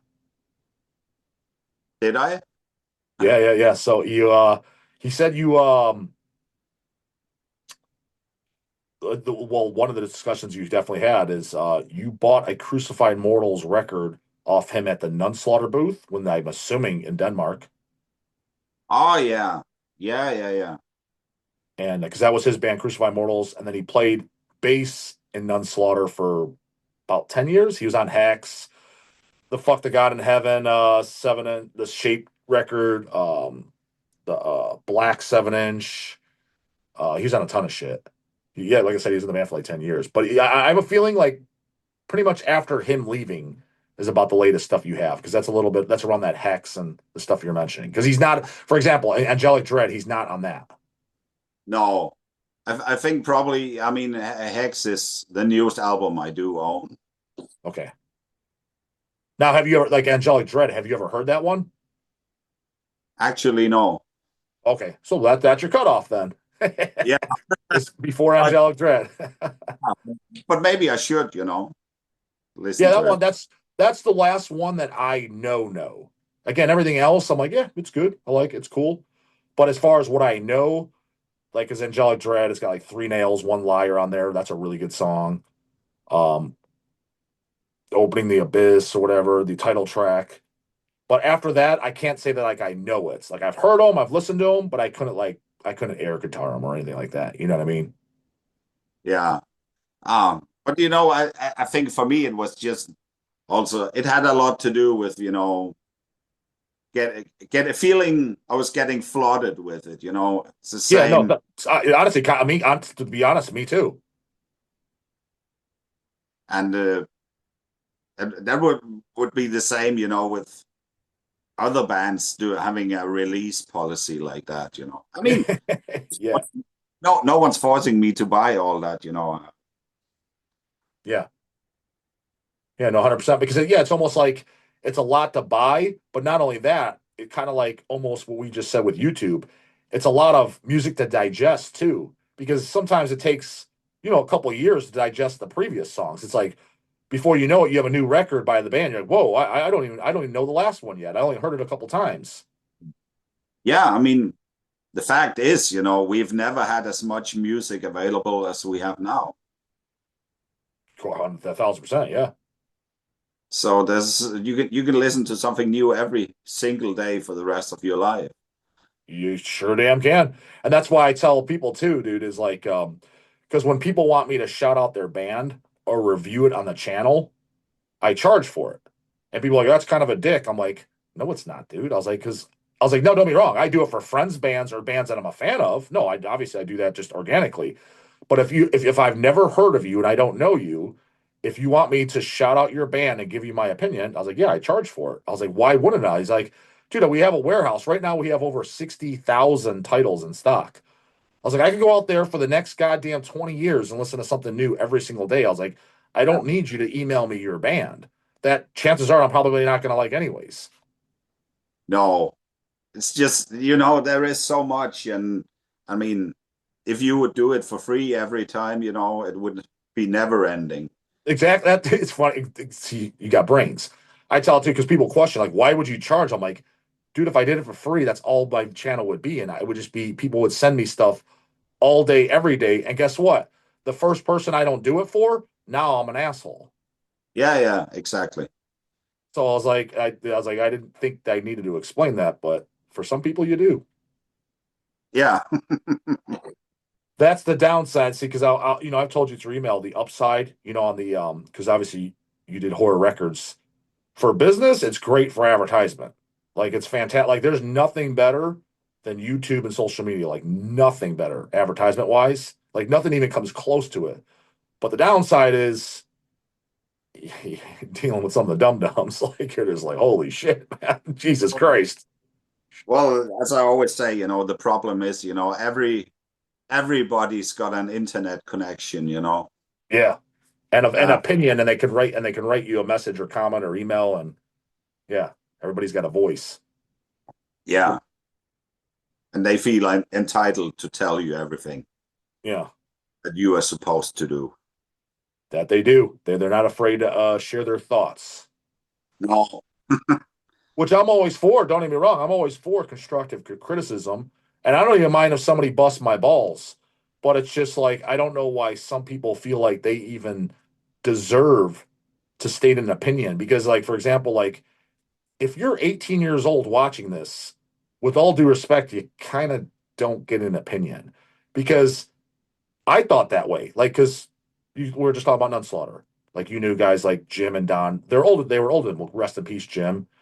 They were Yeah. always, 15 years older than me, right? I never correct when I met them. I knew them when I was 16. I met them when I was like 15. But at age 18 and stuff, I never sat there and corrected them. Like I knew they were my superiors. They were in this music before I was born. You just sat there, shut the fuck up, and you listened. If you disagreed, you didn't correct them. Yeah. That's how I thought. That's how I was just like, they're above me. I was like, they've been listening to this before I was born. I was like, I'm not going to sit there and correct them. I was like, to me, I just feel like it's an honor that I get to listen to them and get their knowledge that they're even willing to talk to my dumbass because I wasn't even alive when they got into this. I was like, so to me, I feel lucky to be in their presence. But the kids nowadays, they feel like they come in and they're correcting. I'm like, whoa, buddy, you don't get to say anything. No, but I see that a lot. I see that a lot, That I do. So that's the annoying part with it, but comes with the territory. But do you remember what year that was? So it would have been when Nunslaughter played. That story I told you with Craig, I'm gonna say it had to have been in Denmark then, unless Germany, because you said you're real close. What year would that have been? It was in Denmark, definitely. Now, did you guys? And the reason I ask is because like Nunslaughter played there. Did Denial of God or did Victimizer or did Church Bazaar, any of those bands play with Nunslaughter? I mean, somebody had to open for them. That's a good question because I couldn't really tell you who played with them. I mean, I've probably seen them, if I'm not mistaken, I've probably seen Nunslaughter like 3 times. Oh, okay, I didn't even realize. I thought it was once or twice at most. Yeah. I said maybe 3 at max, but could be 2. But yeah, I one of them was at a festival. So, and I don't remember which year it was, so I don't know if we played. So, Now you got to meet Jim. yeah, shortly, yeah. Oh, just shortly. So you didn't really get to see what his personality was like, huh? Oh, I did. Oh yeah, because he was he was a character for sure. It was Mercyful Fate. That somehow, that's just, what we ended up talking about, actually. That was because that Merciful Fate was Jim's favorite band. Jim always said, "Don't Break the Oath" is the greatest metal album ever written. Well, that's not a bad opinion in my book.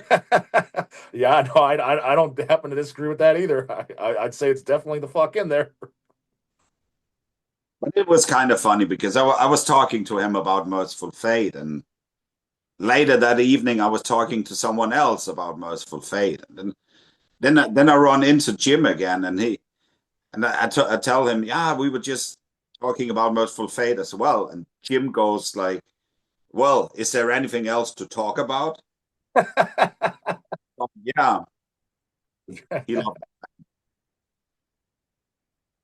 What was your because I'm pretty sure you're one of the older guys that I always disagreed with because that's where I grew up. But nowadays they like them, but I always liked them. I was always a fan of.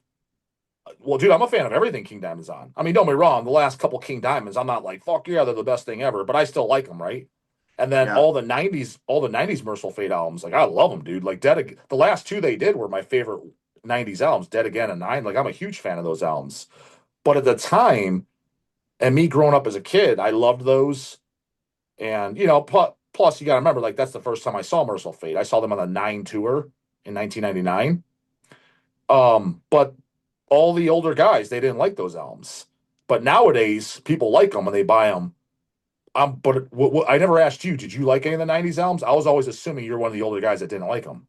I I did. I mean, at least I thought, the first ones were the best. I mean, of course, there's all the '80s originals, Mhm. but I mean, '90s. Yeah, I liked the first couple. In the Then I Shadows time. liked some songs, and then it kind of faded out. I really never listened to Nine, for example. Like you never even heard it? Yeah, I own it, but I don't listen to it really. Oh, It's see, I love it. yeah, I don't. Yeah, that's what most people say. But yeah, I Yeah. loved it, man. Well, my favorite of the '90s one, that's definitely Time. Okay. Yeah, yeah, that's a fantastic record. Yeah, that's the one I've listened to the most by far. What year, especially you being from Denmark, what year did you first see Merciful Fate? Well, Merciful Fate, that has to be '94. So it was when they came back and they put out In the Shadows. Yeah. Okay. So you never got to see them in the '80s. No, no, I'm definitely not old enough for that. Yeah, yeah. But I would have been like 11, 11 years old at best. when Merciful Fate came back, and they play Denmark, because obviously that's where you're seeing them, and that's King Diamond, the band's home country. What because obviously I have a lot of bootleg recordings, but I don't think I have any Denmark recordings that were comeback albums. I only have Denmark recordings from the 80s. Okay. What did King Diamond like say anything like in Danish, or was he talking in English? And did he bring up like, because obviously he at that point he already lived in the States now, probably not for too much longer, but kind of was it like, hey, I'm back home and this is not like, do you recall? Or It's always been in Danish when I've seen him, you know. It's not like the older Mercyful Fate live tapes that you hear, you know. Everything is in English, you know, for whatever reason, maybe to sound professional. so in the 90s, so when you saw him in 94, you said he was speaking a Danish. Yeah, definitely. Okay, yeah, because that's what I was wondering, because like in the 80s, yeah, the recordings, like there's yeah, he's speaking in English in between songs. Yeah.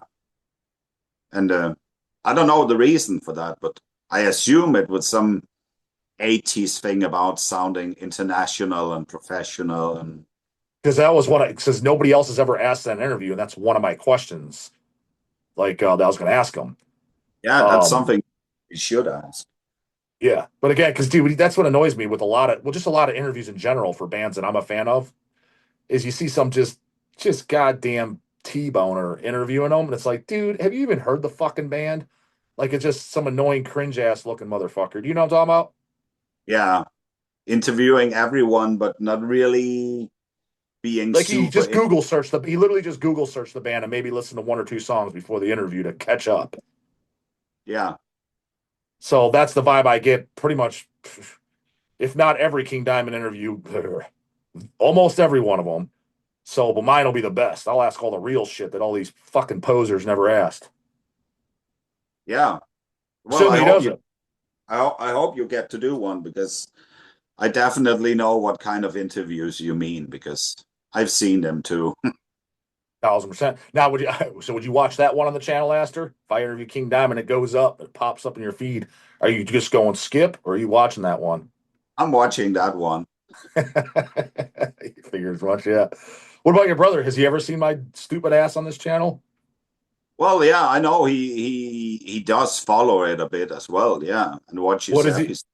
What is he? What does he think? Like this guy's like a loudmouth chucklehead, or what does he think? No, I don't know. He didn't say much about that, but I don't know. We One thing I did notice, you know, watching quite a few episodes by now is that we might not always listen to the same bands, but we agree on a lot of things, you know. To me, it's not the bands that matter; it's the mentality. Yeah, Because we shouldn't all like the same bands, because that means you're not thinking for yourself. Like, because music is kind of like the is the sound of the soul in a sense. And if you all thought the same things, music, it's like, well, then you have no individuality. But what the metal scene to me that I thought brought the what should have been unity is a similar mindset. You know, whether it been about religions, politics, you know, being different from the outside world, the normies, and the things that you had in common with just the passion that you had for the groups that you like, and maybe the fact that you try to gatekeep that band to yourself, that each person identified that but with the band that they liked. To me, it was always the mindset. It was never the particular band. no, I get that. I And get that's that. I why mean, when I talk to all these newer people, or even people that get into it that are older, if I identify with them, I was like, dude, you don't have the same mindset whatsoever. Now, that doesn't mean they need to be have their ass kicked and thrown in the electric chair. I'm not saying that, but I could just tell it's like we did not get into this for the same reasons whatsoever.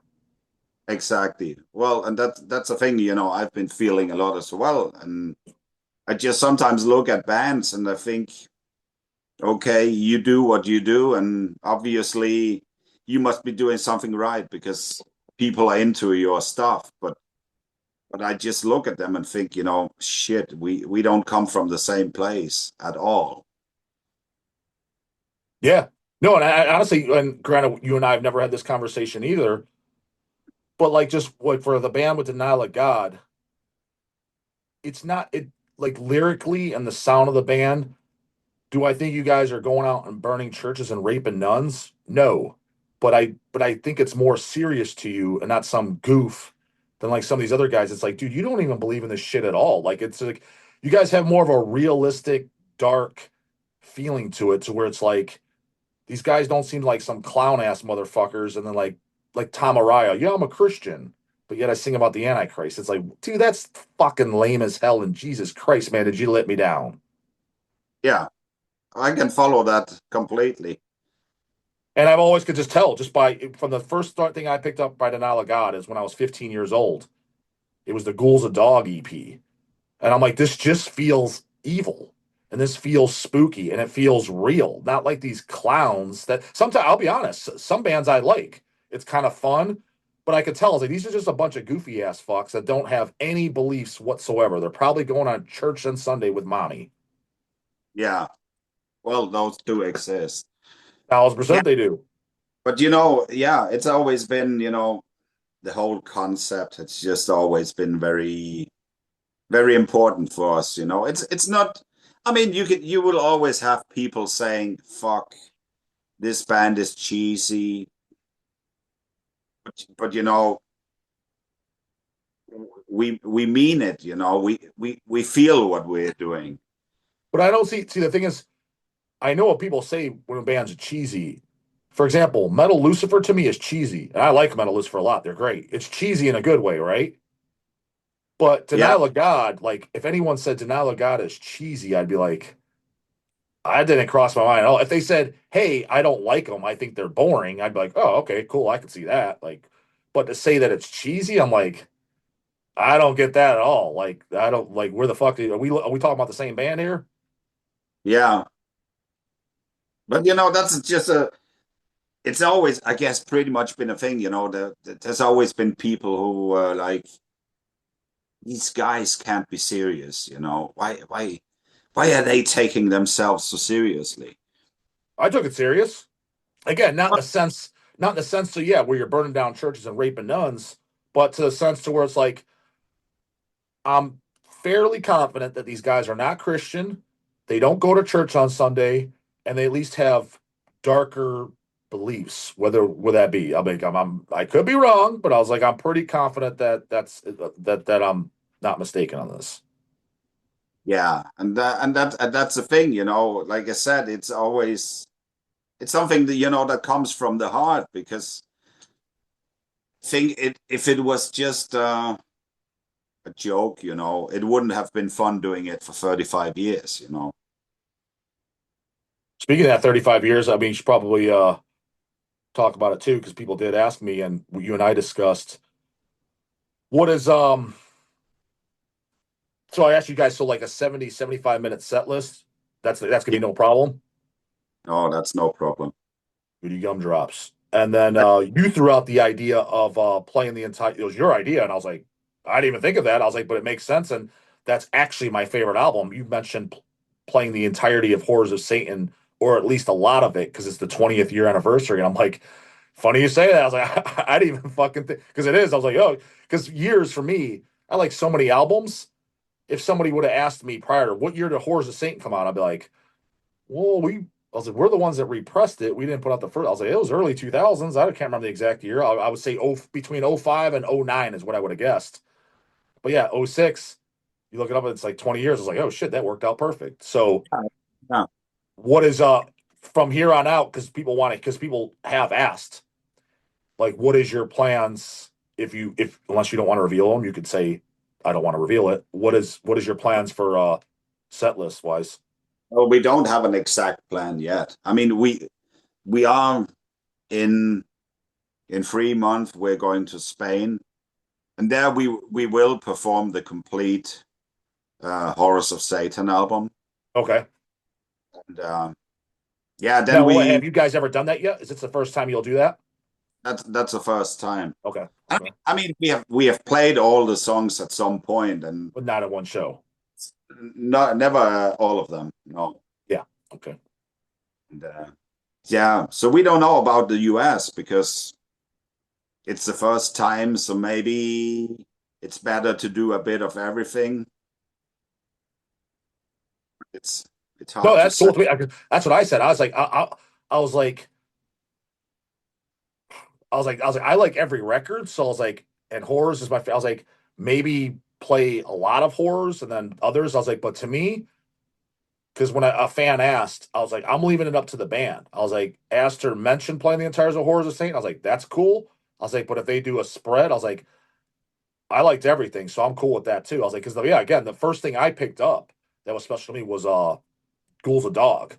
So I was a huge super fan of that for years, and then the Yeah, last yeah. album, the last album, I'm a huge fan of as well, like the last full length. So I was like, there's a lot of favorites I have on there. So I was like, I don't care. I was like, I'm cool. It's not like it's, if they're like, hey, Slayer's playing, I was like, well, they better only play the first three albums because after that, I didn't like anything. It's not Yeah, like that. Like, yeah. I mean, with some bands, it really depends on the set list, you know.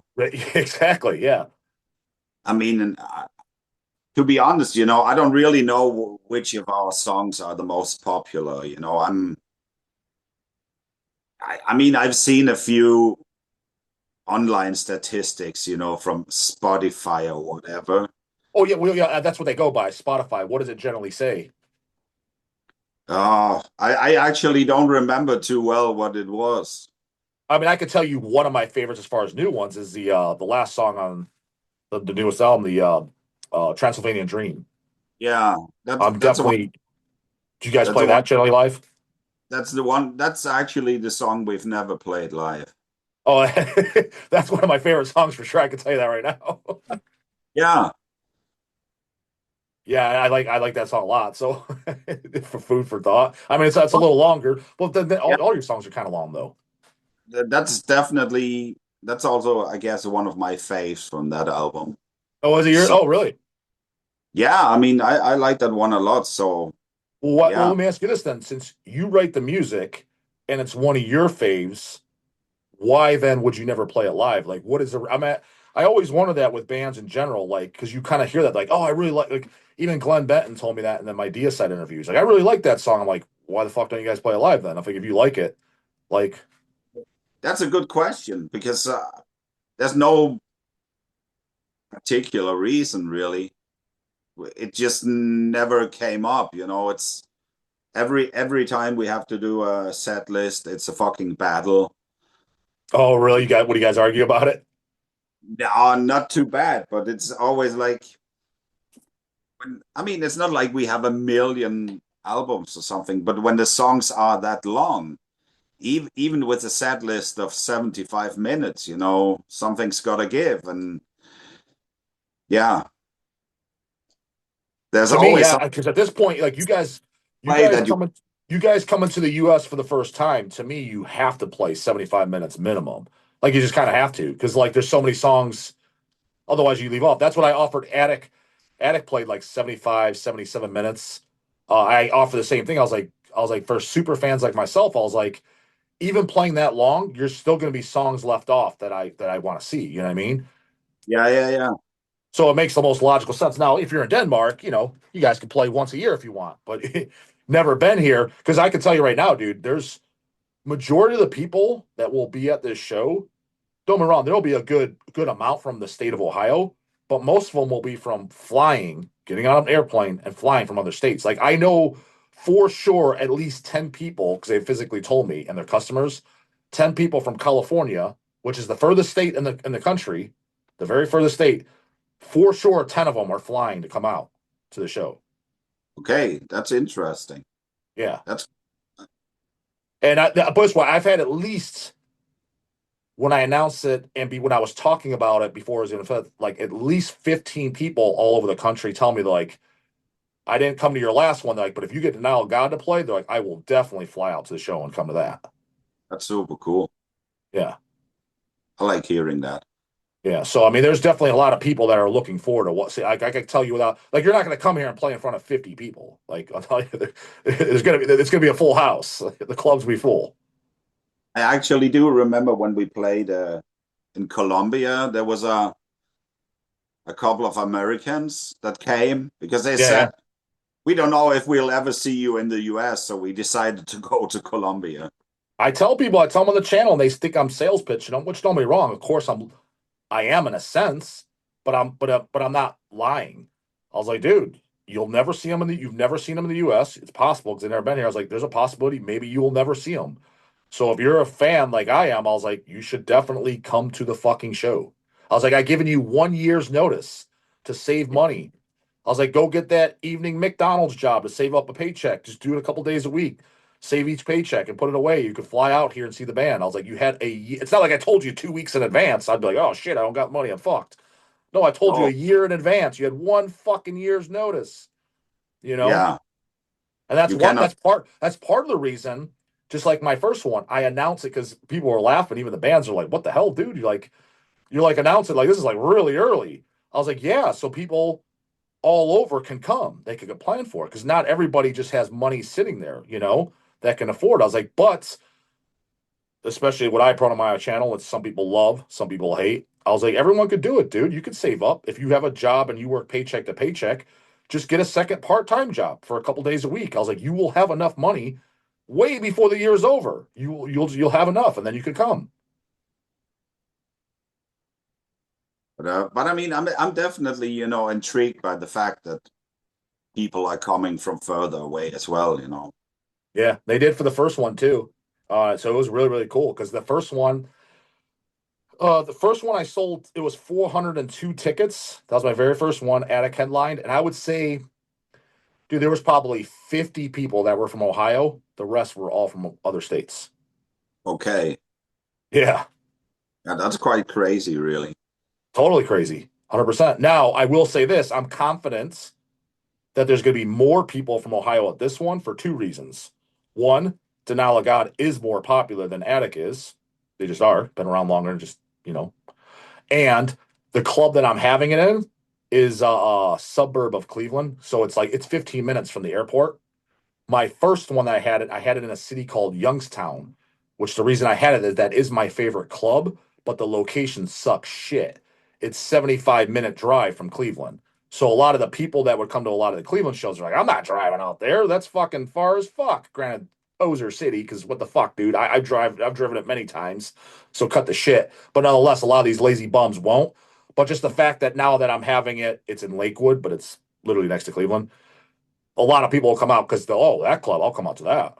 So that's going to right out the gate. That and Denial God be more popular. There will be more people from Ohio than my first one for sure. I could say that confidently.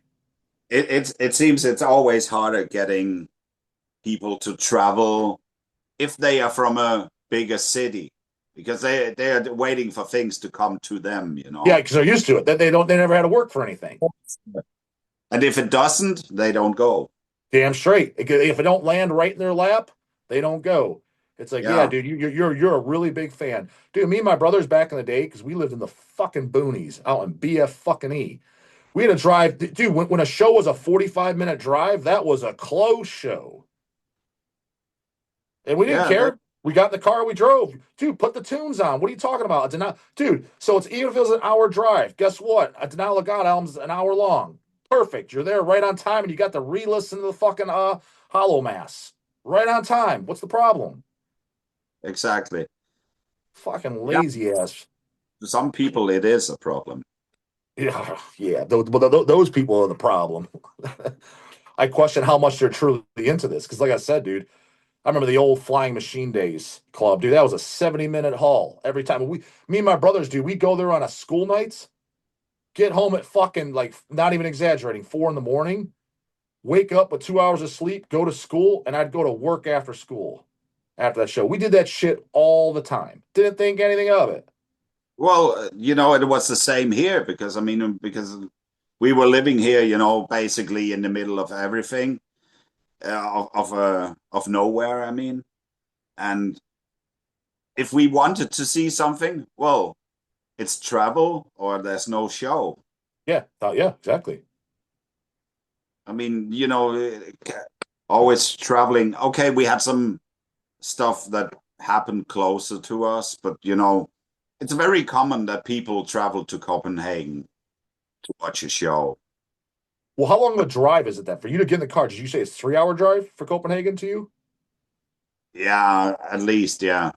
Yeah. I mean, that is, I mean, I've, for me going out of state, 3 hours is like Detroit and stuff, which I'll do, but I don't do too often because yeah, that a 3 hour drive does kind of suck. Yeah. But one thing is going to Copenhagen, but getting people from Copenhagen to go the other way, that's trickier. Yeah. Of course, because they used to. Well, so like, what about your airport? Like, so where you'll fly out to fly to US, do you have to go to Copenhagen, or do you have an airport closer to you? Most likely, yeah. Oh, really? Okay. Yeah. Damn. But that's it's. But how many airports do you have in Denmark? Just the one? No, there's more, but for international flights, I guess, Yeah. it's mostly Copenhagen. Okay. Okay. Have you ever been to Extremely Rotten Productions store? In which one? Also, the record label, David from Undergone, the band Undergone from Denmark. He runs the label Extremely Rotten Productions, and to my knowledge, he has a walk-in store. Yeah, it is. He does have a store as well. Yeah. Yeah, I have you ever been to it? No, I Oh haven't. no, okay. Damn, I gotta leave the house, Aster. What the fuck? Yeah, Like, that's in Copenhagen as well. yeah, I knew that, but I mean, you said you go there every once in a while, so I figured you swung by. You know what I mean? Yeah. No, but What was the last show you went to? What's the last concert you went to? I have a feeling you don't leave the house too often. no. The last show I watched was Kraftwerk. And how long was that? That was a couple months ago. Oh, okay, that's not okay. That's not too bad. So it's not the years. No, no. But for metal, probably the last thing was Metal Magic Festival Where's that at? in Denmark as well. But like, how far from you? Oh, that's like 1 hour by train. So Metal Magic, I never even actually heard of that one. Like, what kind of bands would play that? Is it mostly black metal? Like, what are we talking? Like, Everything. It's very mixed. is it what is the attendance? Is it like a huge fest or a smaller one or? I think by now it's maybe, I don't know if it's 1,500 now. Okay, so it's a good amount. Yeah, Has Denali God ever played that fest? lots of times. Oh, okay. We we we we played at the first one, and What year? When did what year was that? that's a good question. Like, we talking 20 years, 10 years, or Something like 20, yeah. I okay. don't remember which edition they are at this year, but It's weird because I never even heard of Metal Magic. I never even heard of it. no, Uh-uh. no, but yeah, there's been a lot of bands there, that otherwise would probably never play in Denmark. I mean, What? you mentioning Nunslaughter, they are actually playing this time again. Oh, okay. So So they played. they're Okay. four as well. How many days is that fest?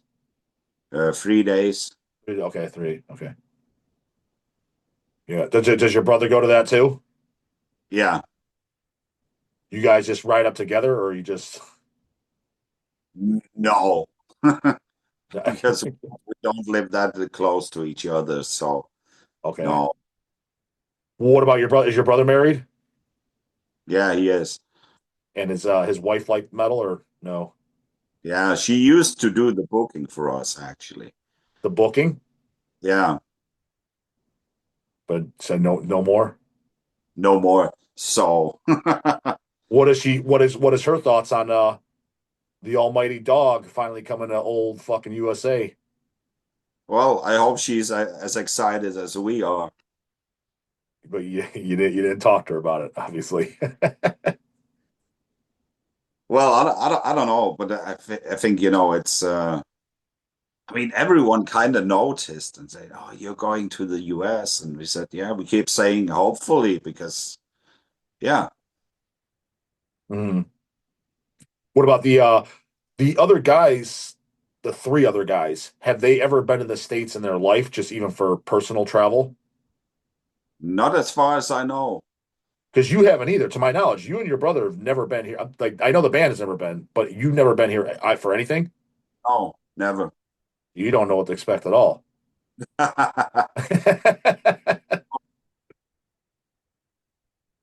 Well, you have an easier time than some because, again, with the Denmark, Sweden, I can't remember Norway, but Denmark and Sweden for sure.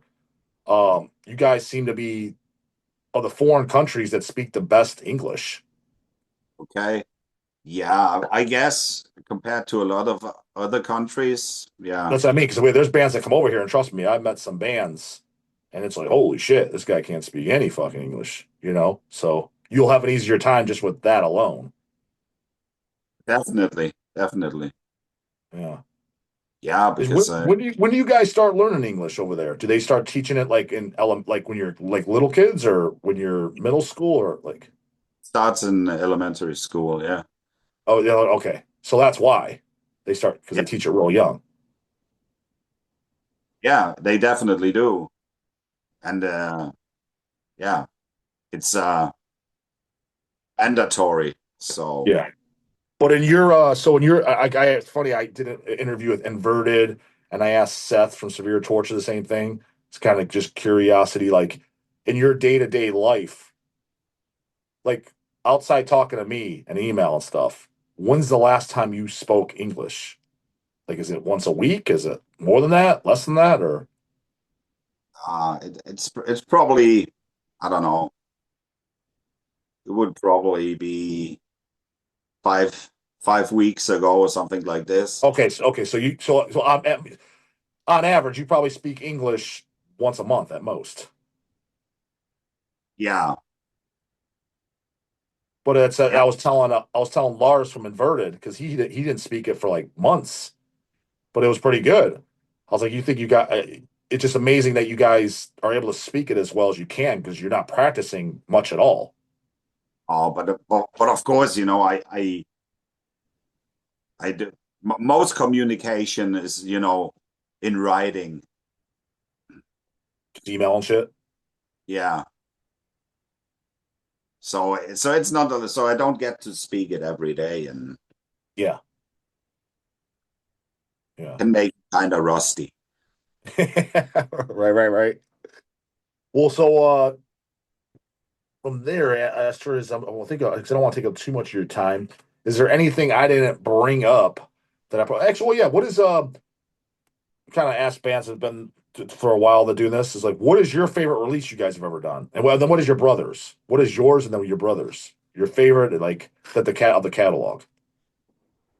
Uh you mean from the Nile of God catalog? Yeah. Shit, I don't know because that's like, asking which is your favorite child. Hey, they say you're not supposed to ask, but everyone has a favorite. Yeah, I don't know. I always think I usually think the last one is the best. That's what a lot. Okay, well, that's what a lot of musicians say in Yeah. general. Yeah, If it really is, I mean, it can depend on mood as well, because to be honest, I'm not sitting around every day listening to sure, our of course not. albums. Yeah, of course not. I'm just, I always prefer listening to new stuff, like really fresh songs. Mhm. What about your brother? Do you happen to know if he has a favorite or not, or you never even asked him? Oh, I never asked him actually, Well, but then I'll get. Well, but this way, do you think you just like I did with Attic as well? We can shoot a video with all you guys, all five of you guys, at the warehouse in person for the channel if you guys are up for it at the yeah, warehouse meet and greet. yeah, shouldn't be You a do, problem. do you think the other guys would have no problem doing that? I think that should be okay. Yeah. Because I don't know, do you realize or have you ever listened to it? It was shit a long time ago now. Again, the only the only brother that you actually met, but you don't even remember meeting him, Craig from Nunslaughter. He used to when he worked for Hell's Headbangers up until 2020. He left, but he worked for us for over 10 years. And while he was doing it, he was doing a podcast for us called Hellcast. And a lot of it was audio only at first. And one of the earlier ones he did was with your brother. Have you ever heard that or did you realize it? Yeah, I do recall that now. It was a Yeah. while ago. It was well over 10 years ago, probably 15, 16, 17 years ago. Yeah, I would think I think so. it was right around. I think it was right around when Death and Beyond just came out. Okay, What year was that? Was that 2010 or what year was that? What year is Death and Beyond? 2012. 12. So Yeah, I yeah, okay. remember. So if that sounds about right, because I think they mentioned it. I think he asked because I remember Death and Beyond was Craig's favorite one, and he said something about it. Or maybe that's the conversation he had with you actually. No, maybe he didn't say in the interview because he told me that in person when he talked to you, or it was the interview, but I think it was the conversation he said he talked to you. He asked why did it take you guys so long to put out albums? And Yeah. you said good music doesn't come fast or something like that. Well, yeah. Well, for myself, it's true. It's it's a very slow process. And it's something I wish I could do it faster. Yeah, definitely. No, so basically you're saying too, like is for another full length or whatever you do, but you guys are mostly known for EPs. As of right now, since 2019, 7 years later, you basically only have two songs written. Yeah, but a lot more in preparation. When you say preparation, like you already have like the general riffs in your head, that type of stuff. Yeah, I have several riffs, and we have a lot of lyrics as well. Okay, so it's not like it's ground zero. No, no, no, no. It's getting there. And I mean, when you say for us, it's just two songs. That's of course true. The But long ones. all the Yeah. albums had like six full songs. Yeah. So it's not like we will need another eight. Probably we'll Yeah. probably need. Well, plus, well, okay. So, well, what about this then? The next thing you guys release of new material, are you looking at another full length, or are you going to do another EP? Definitely a full length. Okay. Okay. Yeah. Oh, I should ask you too. Should ask the camera because while you're here, well, because people ask me, "Hey, you going to print up any Denial of God, Horrors of Satan shirt?" I was like, actually, I asked her, "Did you ever talk to Hervé? Because that Horrors of Satan design I sent to you." I was like, yeah, I'll print up 50 of these in silkscreen because I know you said you don't really like to direct a garment. I was like, I have a guy that could do 50, just one up. Like, I just want one for myself. And I was like, I'll just wholesale the rest of the hells and sell them. And people are asking, especially now, but you said that design that I really like with the band photo on the back, you said that Osmo's put it out, but I'm pretty sure he's completely out of them.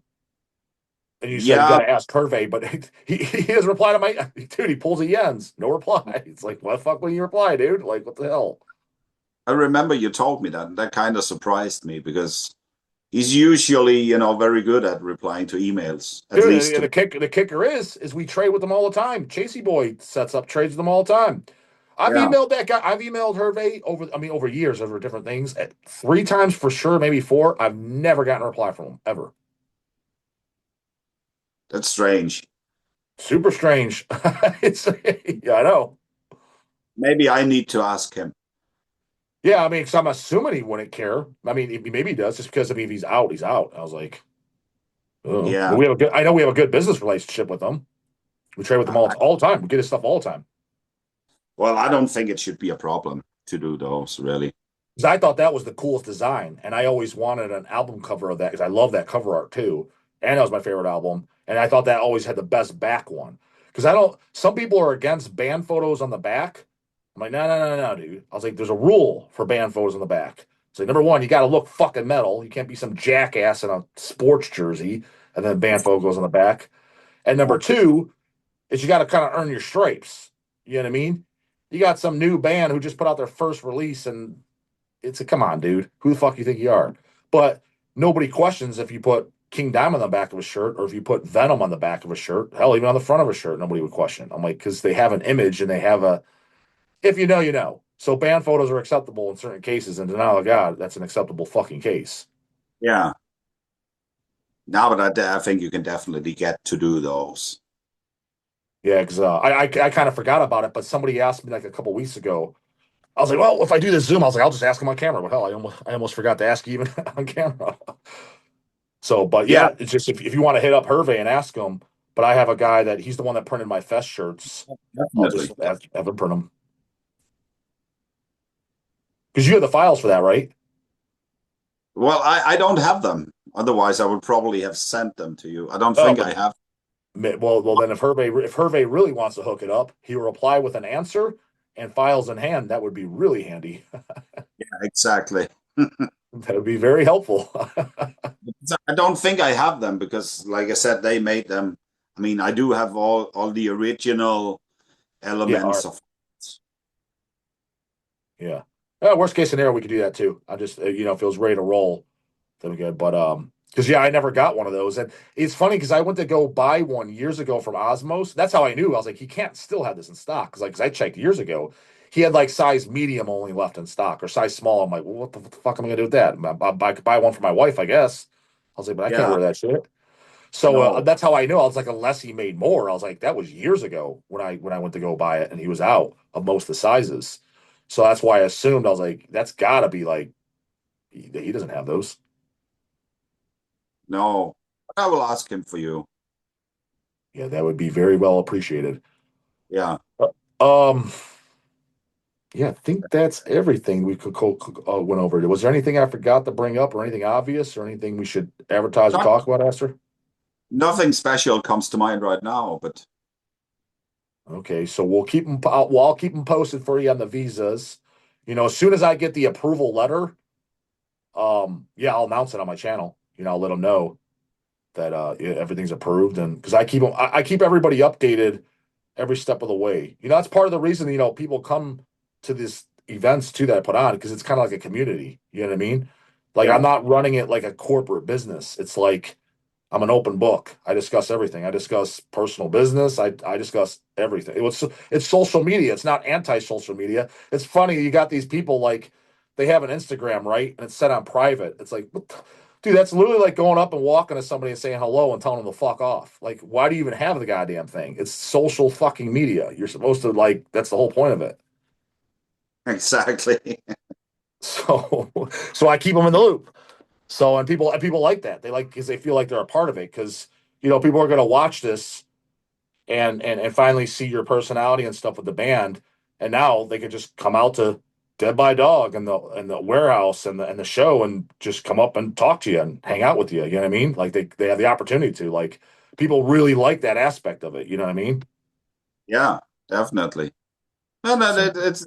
I think it's always a cool thing for the band as well, you know. 1,000%, yeah. Especially in a country you've never been to. Yeah, exactly. Have you guys? But what about Australia and Japan? Have you ever been to them? We've been to Australia. Australia. How was Australia for you guys? Well, I mean, it was good, but it was very, we were mostly talking, very small shows, like very low attendance. Yeah. So what'd you guys do? Like a mini tour? Like what, 6 dates, 10 dates, or what'd you do? Yeah, I think we did five. I think the original plan was six, but one of them got canceled before. So Mm. I think we did five shows. Do you remember who 2000 you do you remember who you played with? Like maybe Vomiter or something like that? touring with Nocturnal Graves. Oh, nice. Yeah, How are those guys? I assume cool. The Aussies are always cool as fuck. yeah, definitely. You That notice was a that good, too? yeah, yeah, because they set up the tour. Oh, they do. Okay, cool. Yeah, yeah. Okay. Yeah. So we did all shows with them, and yeah, Did you it ever was get to them. play with did you ever get to play Ever Just Anywhere with Gospel of the Horns? I think probably. I mean, I know I have been at festivals where they have played. I don't remember if we played that exact edition, but yeah, Because that's I another don't. band like that's a band like if I do Future Fest, if they wanted to reunite and do a one-off show, that's the kind of Yeah, stuff I like to have. You know what I mean? I talked to Howitzer, the singer, to do a Zoom. It took him forever to email me back, and then when he finally did, he's like, "Yeah, I'll think about it." I was like, "Shit, yeah, it took you 5 months to reply. I figured you were thinking that whole goddamn time." Because I love that because I'm a big fan, and again, like shit like that is like I was like, "You've never been on YouTube." To me, that's the cool shit. You know what I mean? And the people in the know, the real metalheads are in the know. I know they think it's cool. They're like, "Holy fuck!" Just like I asked Master for Beastal Mockery too. Yeah. He asked him, he's like, he was, I don't even know what the fuck. It was one of those answers where it's like, so is that a yes or no? Like, I don't even know, I don't even know what the fuck it was. But these are the guys I want to get, you know what I mean? Because I think it's cool. You know, that's what and I know, again, the people with the similar, like we talked about, similar mindset and fans, I know when they see that shit go up, they're thinking the same thing. Like, holy fuck. Like, no one's ever interviewed this guy. No one's ever had him on. Yeah, that's true. I invited him. I didn't get a solid answer. It's not easy. So you gotta tell Jens about this one and tell him that he's got to do one with me. I want to do one. It's like, tell him he emailed you, dude. Just check your inbox. Yeah, but I will tell him, no problem. I got his email from Chase. Chase is the one that talked to him for years. So I was like, I doubt it's wrong. It didn't bounce. No Oh, reply.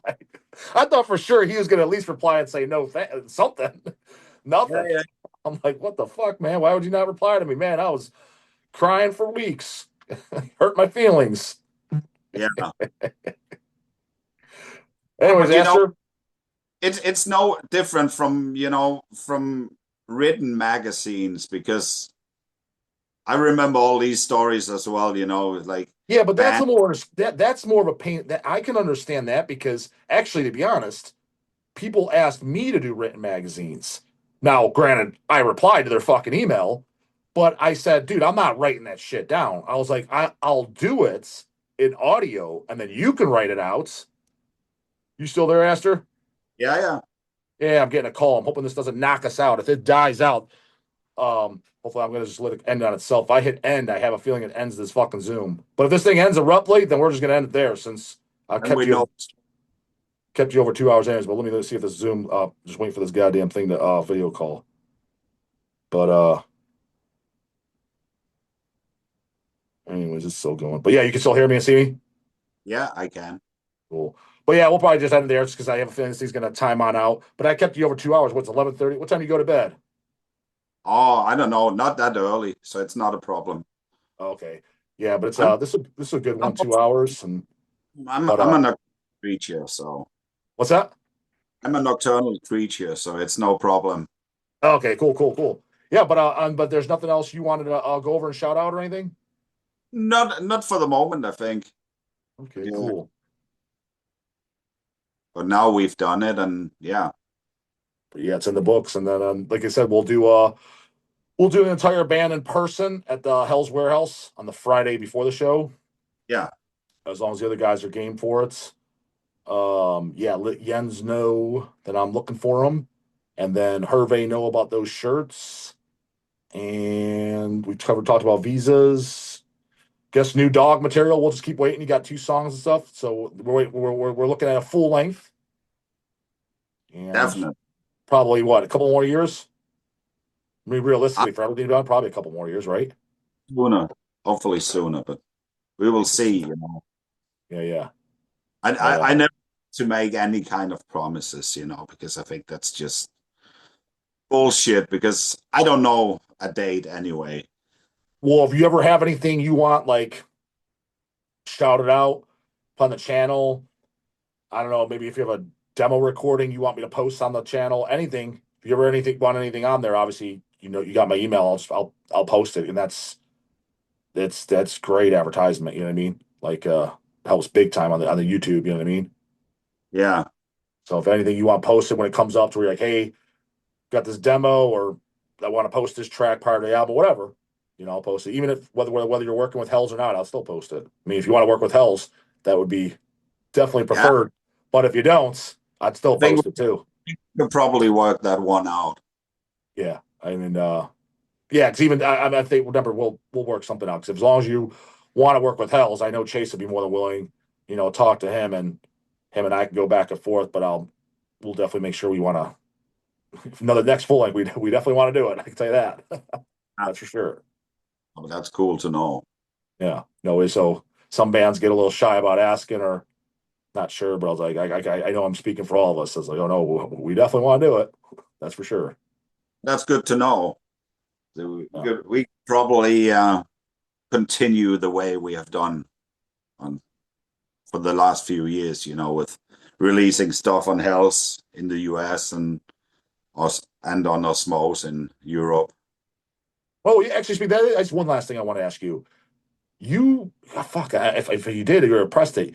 You repressed Ghouls a Dog, right? Did you do a 12-inch picture disc of it?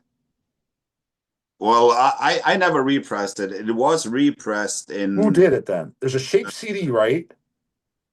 Oh yeah, but that's a completely different thing again.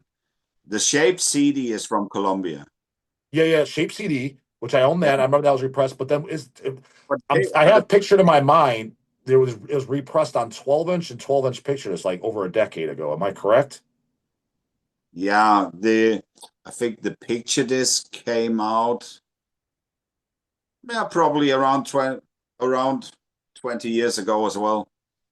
Yeah, a On long time. Okay, that's what I thought. Okay, because I mentioned to Chase years ago. I was like, ask Azter if we can repress a vinyl of Ghouls a Dog. I was like, yeah, there was a repress. I was like, but that thing's been out of print for fucking years. Yeah, no, but that's another thing we can look into.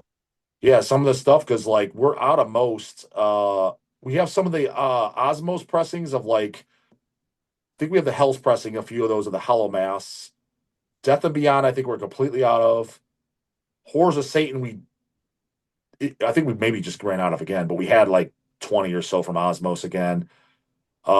Shapeless Mass EP, I think we got a handful of Hells pressing. I get it mixed up because we had Osmoses too, so I forget which ones we have. Yeah, I know the CDs for sure, and then all the others, all the conglomerate and all that, that's been long gone. yeah. So, well, that's definitely something we're gonna reissue, and we're working on that. We had to collect some material because like stuff like Klabauterman, we want to do a completely improved cover artwork, which it will be the same drawing as on the original, but we're gonna do it in full color. As You guys don't have any official live albums, do you? no, Regardless, even just for my own personal pleasures, like I did for this past one, I'm gonna have a sound guy so that the sound quality, that's nothing, it'll sound really good, the show. I actually hired Noah, who's the current Nunslaughter guitar player. He owns his own studio and he did the sound for my past fest and he'll do this next one. And I had him record each band. And I offered to Attic. I thought it sounded great, but they're really picky. I was like, we could put out like 500 if you don't want to do a CD, if you just want a live vinyl, kind of like a limited like bootleg, like how they're these boots, but do it officially on Hells or yeah, whatever. We can record because I'm going to record it anyways. Because nonetheless, I just want it on a CDR for myself. Like the Attic set, I have it on CDR, but for the Dead by Dog show, record it, and if you guys like it, even put that out, even just a limited vinyl. You can do a CD too if you want. The first official live Dog album, yeah. if that's something Ex- you're interested in. yeah, I mean, if it turns out to be good, yeah, we could definitely do something. Because that'd be cool as hell. You know what I mean? And But let's if, make sure. it's nice to have a good recording of it because the problem nowadays is, it's not like in the past. Nowadays no one records any shows, through the soundboard. No, mine's a record to soundboard. I told the sound guy, I hire the sound guy, and I told so like my Yeah, attic, it sounds great, dude. It recorded through straight to the soundboard, and even that's another thing everybody complimented me on at the end of the night of the show. Like, dude, the sound quality was fucking awesome for every band. So he did the sound, every band sounded good, and he recorded it straight to the soundboard. So my disc, it sounds like a fucking official live album. yeah, that's amazing. Yeah. So regardless, I'll have it because I just want it for myself. So no matter what, I'm gonna have the audio. And then I could like send you a copy of it. If you're like, fuck yeah, this sounds good to go, then like, why not put it But out? nowadays, if you go to a club and play and you ask them, can you record this? It's like it's always a fucking hassle, because people need a fucking, computer setup. It's not like in the old days, there would always be a fucking tape recorder connected. Oh, I didn't even see. I didn't realize it's a hassle nowadays. I mean, I was paying the guy for the evening, so I wasn't going to take any lip. I'm like, hey, motherfucker, I'm paying you. You better record it. That's one of my requests. I mean, it might not be that tricky, but it's just a couple of